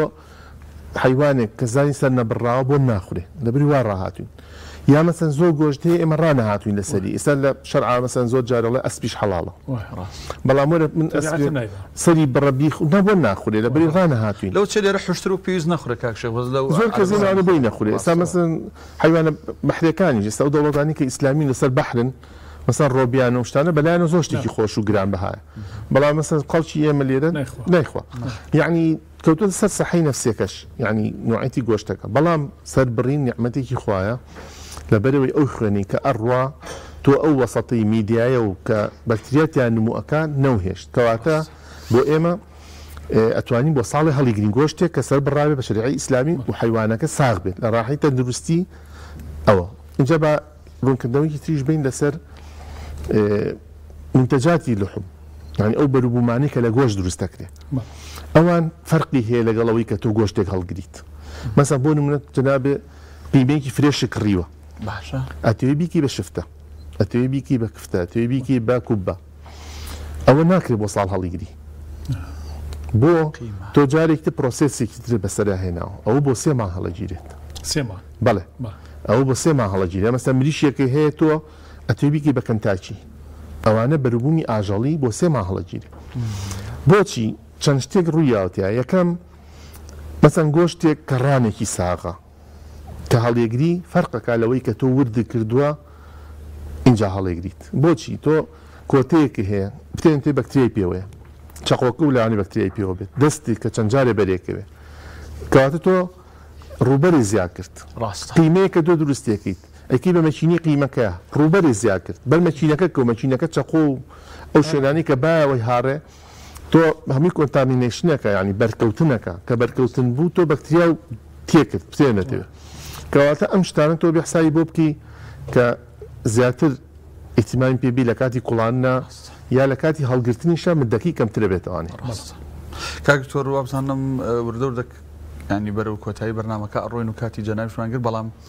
هەر لە مریشکە باس لە باڵی مریشکە کرێ من پێستەکەش بۆیە پرسیمە وترێ هەچیشتە زیان بەخشەکانە کاک شێخواتەوەی کە ئەیخوا ئەچێتە ئەوێەوە ئەو مەوادانی ئەیخوا و باس لە باڵی مریشکە کرێ باڵیش خراپ بەیاننا ئەگەر لەگەڵ ئەمە تێڵکێشێکی ئێستا بەوەی گرانیەوە کە گۆشتی فرێش با بڵین گرانە گۆشتێکێ لە بازاڕە کە گۆشتی بەستووە ئەم گۆشتە لە ڕووی با بڵین قیمەی خۆراکیەوە خواردنەوە چۆنە لەگەڵ ئەوەی باڵی مریشەکە وەڵاممان بێتەوە دو پرسیار سواسە وەڵا زەی چۆن ئەوە جاران فەریزەیە بۆیان کرد و دەڵا ساز باڵەکەی نەخۆشی تیاکەوە بێتە یا لوقاحێکەنان لوقاح ئێمە مریشک لە قاعەکانە لوقاحەکرێت لوقاحەکان بە ئاوە بە ڕەشە چتە چاوێەوە چکە لە چاوە مەناعەوەرەگرێ یا لە لوتیەوە لە دەمیەوە ناو مائیدەیەوە یان نوعێکمانێ بە دەرزی لێرێ ئەوەی دەرزیەکە لە ملێرێ ولەکە لیرێ لە یەک ڕۆژی دوو ڕۆژیە لیرێت تۆ 45 ڕۆژ بە خێوێکی ئەوە هیچ ئەسەرێکی نامێنێ کەواتە ئەمە جارە لێرە هیچ کێشەیەکی نەسەری باڵ و نەمندی و نە هیچ شوێنێکی کێشەی نییە بەری سەد گۆشتی بەستوانێ ئەو گەشتە بەستوی کێت هاوردێ تان ئەوانی کە لەژێر چاودێری وەزارەتی کشت و کاڵ و وەزارەتی بازرگانی و بەڕێوەبەراتی ڤێتەنەرەکانایەت هیچ کێشەیەکی نییە لەبەرەوەی ئێمە لەو کاتەوەی ئاژەڵەکە لە حەقلەکانە شەهادەی لەگەڵە شەهادەی سەحی شەهادەی منشەئی لەگەڵە و شەهادەی ئیسلامیشی لەگەڵە کە زەبحی حەلالە و بە بەستوویەت لە ڕژ لە بەڕادا هەڵە گیرێ و فەحسی بۆ ئەکرێ اینجا چێتە بازاڕ هەر گۆشتە سروشتی خۆشمانە بەڵێ گۆشتی حیوانی اعتیادیە بەس نوعی مەڕەکان لاوانێ فەرقکە مەسە مەڕی لاوانێ مارینۆ بێکانێ کلچیانێ و دووجان نییە یا مەسە نوعی ترمان زۆرە مەڕ لەوانێ ئەوە بێسەوە ئەمە یەکەم و گۆشتێکی شانی هیچ بەهایکی خۆراکی فەرقی نیە لەگەڵەوانی ترە و بگرێ لەوانەشە باشتر بەخێو کرابێت لە زۆر لایەنەوە ئەگەر بەراوردکەی بەو کەسانی کە ئاژەڵەکانیان بە شێوازێکی ناتەندروست بەخێوەکەن بەڵام ئێمە لێرە یەک ڕێنمایی یا یەک ئامۆژگاریمان هەیە بۆ حکومەتی هەرێم لە هەموو عالەمە ئەم گۆشتانەکە هاوردە ئەکرێت بە کەمیاتی زۆر پێویستە کۆمپانیای بیکە کۆمپانیاکە لەسەر ئەرکی خۆی پێویستە پیاوێکی ئاینی لەگەڵ دکتۆرێکی پزیشکی ڤێتەنەری بنێرێت لەوێ چاودێری سەربڕینەکە بکەن لە ناحی دینیەوە لە ناحی تەندروستیەوە و لەوێ بیبەستێ مۆری لێ بیرێ و لەسەری بنووسێ ئەم گۆشتە هەناردە ئەکرێ بە تایبەتی بۆ کوردستان یا بۆ عێراق ئەو کاتێ ئێمە لێرە بە دڵنیایەکی زیاترەوە ئەو گۆشتە ئەخۆین و ئەو گۆشتە لە بازاڕی شارجێکی خۆی دروستەکە یانی چۆن ئەڵێیت ئیتر تۆ گۆشتێکە بۆ کوردستان دروستکراوە لەژێر چاودێری وەزارەتی ئەوقافە کە پیاوێکی ئاینی ناردوو شارەزا بۆ لەباری سەربڕین و دینە و پزیشکی ڤێتەنەریشی ناردوو بۆ ناحیە تەندروستێکی لە زۆر وڵاتیش ئەوە پەیڕەوە کرێمە لە ئێران بووین یعنی ئەوان لە بەرازیل لەوانێ گۆشتیان هاوردە ئەکرد نووسرا بوو لەسەری مەسەلا مستەورد خصیصاً لێ ئێران بۆ نمونە زایدن چییە پیاوی ئاینی خۆیان چۆت سەرپەرشتی کرۆ تا سەر بڕاوە و لەگەڵی شە پزیشکی ڤێتەنەری یعنی ئەم دوو شتەش پەیڕەو بکرایە ئیتر ئێمە گۆشتی بەستوو کێشەمانە و بگرێ ئێمە یعنی من حەزەکەم وەکو خۆم یعنی گۆشتی بەستوو هاوردە بکرێت تا حیوانی خۆمان زیاکە یعنی بۆ ماوەیەکی باش یا خواردنی گۆشت کەم کرێتەوە یان ئەو گۆشتەکە بێت مەسەڵەن حیوانی خۆمان سەر نەبڕێ بە تایبەتی میەکان بۆی ژمارەیان زیاکە و لەگەڵیشە ئێمە توانین حەلیەوە بکەین بۆی پرۆژەی گەورە دروستکرێ یعنی پرۆژەی زۆر زەخم ئێستا خۆشبەختانە بۆ مەسەلەی شیر و ماست کێشەمان نەماوە یعنی پرۆژەی باشی شیر دروست بۆ هی مانگە مەڕ و لەگەڵیشە گۆشتەکەمانە بەڵێ بۆ گۆشت ماوانە مریشکیشمان تاڵ کامیل بۆ ئێستا ینی کێشی ئەوشمان نەماوە مریشک وەڵام من لە بەردوو ئاکانی تۆ خەممەژینە حەزم لە بابەتەکەیە من قەینا من لە وەختی خۆ بێم بەتر ضرورە کاتۆری سەباسی منتوجاتی ئاژەڵ بڵین یەکێک لەو شتانە کە خەڵک تۆزە گرفتی هەیە لەگەڵیا سەتڵی ماسە ئەو سەتڵە ماسانی کە دروستەکرێت کامە سەحی و کامە سەحی وەڵای پێتان بڵم سەتڵی ماستی دروست نابێت ریسایکلین بێ زوربەی سەتڵە ماستەکانی کە لە بازار بەکارهێندێ ئەوانی کە بۆ بەداخەوە کە بۆ ماستی خۆماڵی بەکارێ ئێمە تەعەن نەبێت زۆر تەشجیعی بەروبوومی خۆماڵیکەین ئەچن دائنیشن سەتڵێکەکردن کە ریسایکلینە من خۆم تەمای لەوم پێشکەسێک هاتە لام وتی دکتۆر ماستەکە کە ئەمێنم دوایی سیرەکەم هەمووی خەتی سوور دروست بۆ لە ناوێ گوانەکەیەتی خوێنی تایە شتن بابەجان خەتای سەتڵەکەتە بە ریسایکلین کراوە تۆ ئەو شیرە گەرمی ئەچی تێ ئەەکەی دەرەجی شیرەکە 100 دەرەجەیە ئەیکیتە ناو نایلۆنێکەوە یەکسەر ڕەنگاوەیەتە ناو هینەکە تاعاان زۆر ناتەندروستە چکۆماری دایەکسینی تایەکێکە لە مساتەنەکان ئەو سەتڵانی کە بۆ ماز بەکارێنێ سەڵی تایبەتن مادەکەی ریسایکلین نییە دوای ئەوە ئەمە ڕێنماییە بۆ خەڵک با نەچن لە ناو ئەو سەتڵە ساردیکەنەوە با لە مەنجەڵێکی ستیلە شیرەکە دانراوە دەرەجی حرادێ بگاتە چل کە گەیشتە چل هەوێنیکەن بە دەرەجە چلەکە بیکەن ناو سەتڵەکانەوانی و بیمێنن چونکە تۆ دانیشی لە دەرەجی 100 دەرەجەیەکەیتە ناو سەتڵەکە ساردێکیتەوە تەڵان ئەو کێشەیە دروستەکە کە تۆ ئەیتوێنێتەوانی ئەو مادی دایەکسینێتەوە باشتر نییە بەکار تاوان فافۆن زۆر باشە بەس فافۆنیش نابێت بۆ مادێکی زۆر بمێنێتەوە تایە مادەی ماست بیدایەت شیرینە بەڵام دوایی تر شەبێ کە ترش بوو فافۆنەکە تەفاعولەکە لەگەڵای ئۆکسیدی ئەلمنیوم دروستەکە ئەویش ناتەن دروستە مسیش تەمان هەن نابێت زۆر بەڕێز دکتۆر نەوشیروان ساڵح دەلۆ پزیشکی ڕایشتکاری ڤێتەرنەری سواز بووی کە لەم تەورەی لەگەڵمان بووی عەزیزی جەنابمان سپاسی ئێوەکەم و دەستان خۆش بێ و ئینشەڵا ڕۆژێم لای قبوڵ ئینشەڵا خۆ بەخێر بێت سپاسدانەکەم عەزیزمان نەکە دکتۆر جان سپاسدانەکەین دەستان ساغ بێ خۆ بەخێر بێت سەرساڵەکان بژیت بەڵە خۆشەویستان بۆمان دەرکەوت بۆمان ڕوون بۆەوە کە کاکتۆر ئاماژەی بۆ کرد مریشک و گۆشت ئەگەر هەڵبگرین کاک شێخ فاتیح بۆ ساڵێک ئاساییە لە موجەمیدیا بوو شێوازی ئەو باسی کرد بەس بە هیچ جۆرێک قیمە لە 3 مانگ زیاتر نابێ هەڵبگیرە لە موجەمیدیا چونکە ئەو پرۆسێسی بەسەر هاتووایە کۆمەڵە معلوماتی زۆر گرنگی باس کرد بێگومان بۆ ضرورە بەڕاستی ئێمە زۆر چاودێری تەندروستی خۆمان بکەین یعنی ئەو هەموو نەخۆشیانە هەمووی علاقی بە بەشێکی زۆر علاقی بە خواردنەوە هەیە ینی خواردن ئەم جۆرە تەندروستی ئەم جۆرە ڕێنماییانە بە هەند وەری بگرین و بیرمان لەشێ ڕاستە خۆشەویستان بەم شێوازە من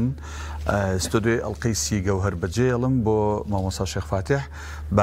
بەرەو ئیفتارە ڕۆین بە مامۆستا بە دوعاکانی دڵەکانمان ئارام کات و دڵەکانیشمان ئەوات مامۆستا من زۆر خۆشحاڵ بووم لە خزمەت جەنابتا خۆی گەورە پاداش بداتەوە خواحافیز مامۆستا جان سەلام بێخۆ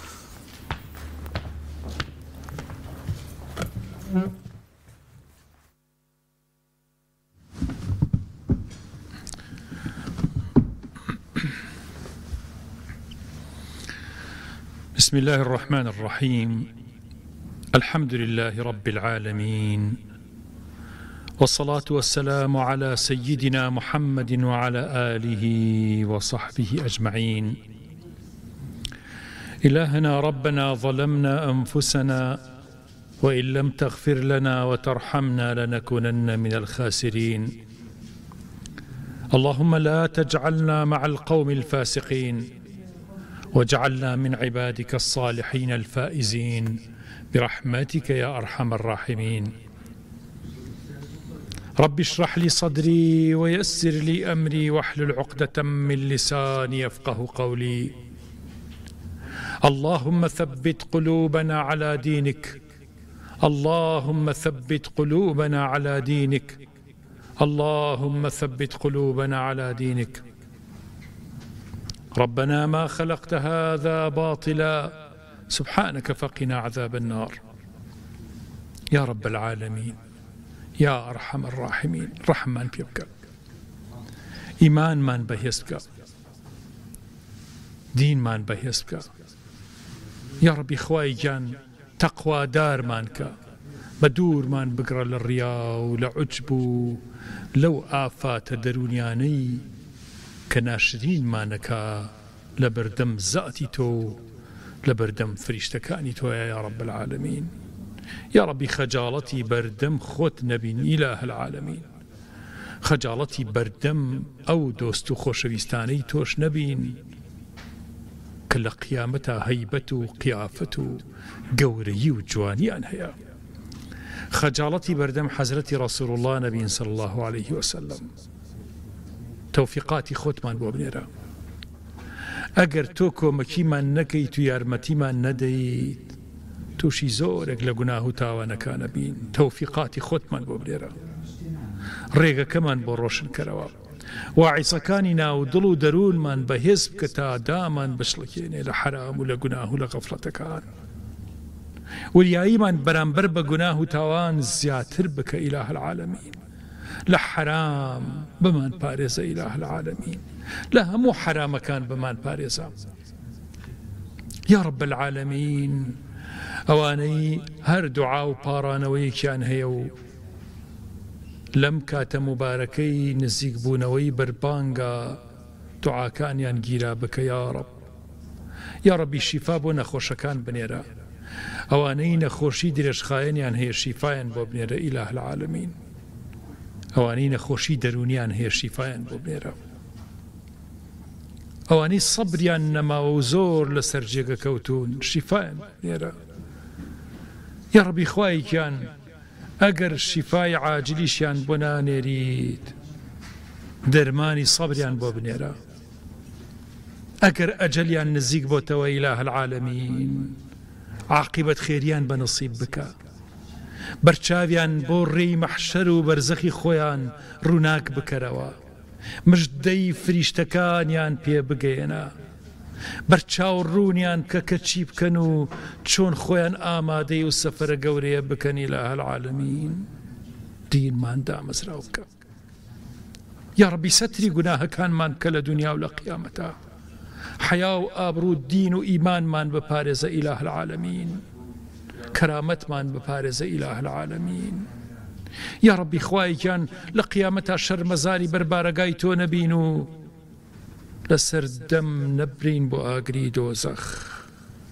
هەرگیز و هەرگیز فریشتەی عەزاب و مەینەتی و ناڕەحەتیەکان نەبینین بمان کە بە هاوڵ و خۆشەویستی فریشتەکانی ڕەحمەت و فریشتانێک یا رب العالمین کە مژدە ئەبەخشن بە ئیمانداران و مسلمانان لە دایک و باوکەکانمان خۆش بە ئەوانیان کە وفاتیان کردو لێیان خۆش بە بەشداریان کە یا رب لە هەموو خێر و چاکەیەکی ئێمەیە بە تایبەتی لەم مانگی مبارەکی ڕەمەزانە و لە قورئان و لە ذیکر و تاعەتی ئەم مانگە پیرۆزەیە ئیلاහ العالمین ئەوانیان کە ماون عاقبەت خێریان کە عاقبەت خێریش بە نەسیبی ئێمە بکە عاقبەت خێریمان بە نەسیب بکە یا رب عاقبەت خێریمان بە نەسیب بکە تەوفیقمان بە و هیدایەتمان بە هیدایەتی خۆتمان لێ مەبڕە یا رب نعمەتەکان زۆر زۆرن کە بە ئێمەت بەخشیوە نیعمەتی هیدایەتمان بۆ زیاد بکە نیعمەتی ئیخلاسمان بۆ زیاد بکە نیعمەتی ڕزق و ڕۆزی و بەرەکەتمان بۆ زیاد بکە نیعمەتی ساڵحبوونی نەوەکان و نەوەی نەوەکانیشمان بۆ زیاد بکە ئەم نیعمەتانەمان پێ ببەخشە ئیلاහ العالمین ببینە مایەی دڵخۆشی بۆ نەوەی نەوەکانیشمان ببینە مایەی ڕەحمەت و بەرەکەت بۆ ئەوانیش یا ربی خوایەکیان ئێمەش مایەی ڕەحمەت و بەرەکەت بین بۆ باو باپیرانێکمان کە وفاتیان کردووە لە باو باپیرەکانمان هەر هەمویان خۆش بە لە نەنک و پور و خاڵ و مام و کەس و کارە نزیکەکانمان خۆش بە هیدایەتی هەموو لایەکمان بە یا ربی خوایە ئەو مناڵانەی ئەو نەوانەی کە لایان داوە و بەرەو ئیلحاد و بێدینی و غەفڵەت ڕۆشتون ئیلاහ العالمین هیدایەتیان پێ ببەخشە ئەو کەسانی کە ئەم دوعایان هەیە خوایە دوعاکانیان گیرا بکە زۆرن ئەوانەی ئاه و حەسرەتیانە بەدەست مناڵی ناساڵحیان مناڵی بێدینیان مناڵێکیان کە لای داوە خوایەکیان هیدایەتیان بۆ بگێڕەوە سەڵاحەت و ڕێکی و پاکیان پێ ببەخشەرەوە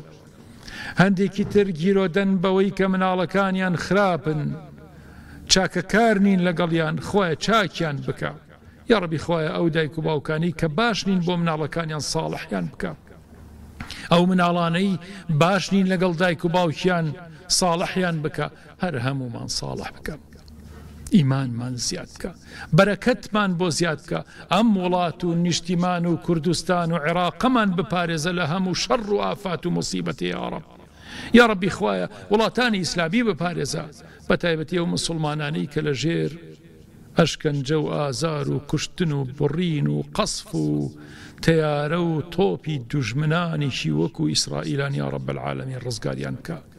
یا ربی خەڵکی غەزە و فەلەستین ڕزگار بکە لەو مەینەتی و ناڕەحەتی کە تووشیان بووە وڵاتانی ئیسلامی بپارێزە لە موامەرەی دوژمنانی ئیسلامی ئیلاහ العالمین هەموو وڵاتانی مسلمانان بپارێزە گەلانی مسلمان بپارێزە ئێمەش بپارێزە تەواوی بەشەریەت لەم شەڕ و ئاشوب و فیتنە و دنیاویستیە بێ سنوورە یا ربی ڕزگار بکە و مرۆڤەکان بگەڕەوە بۆ ڕشت و ڕاستی و پاکێتی و ئیمان و ئیسلامەتی یا رب. اللهم آمين آمين آمين يا مجيب السائلين ويا أرحم الراحمين ويا أكرم الأكرمين. سبحان ربك رب العزة عما يصفون وسلام على المرسلين والحمد لله رب العالمين والسلام.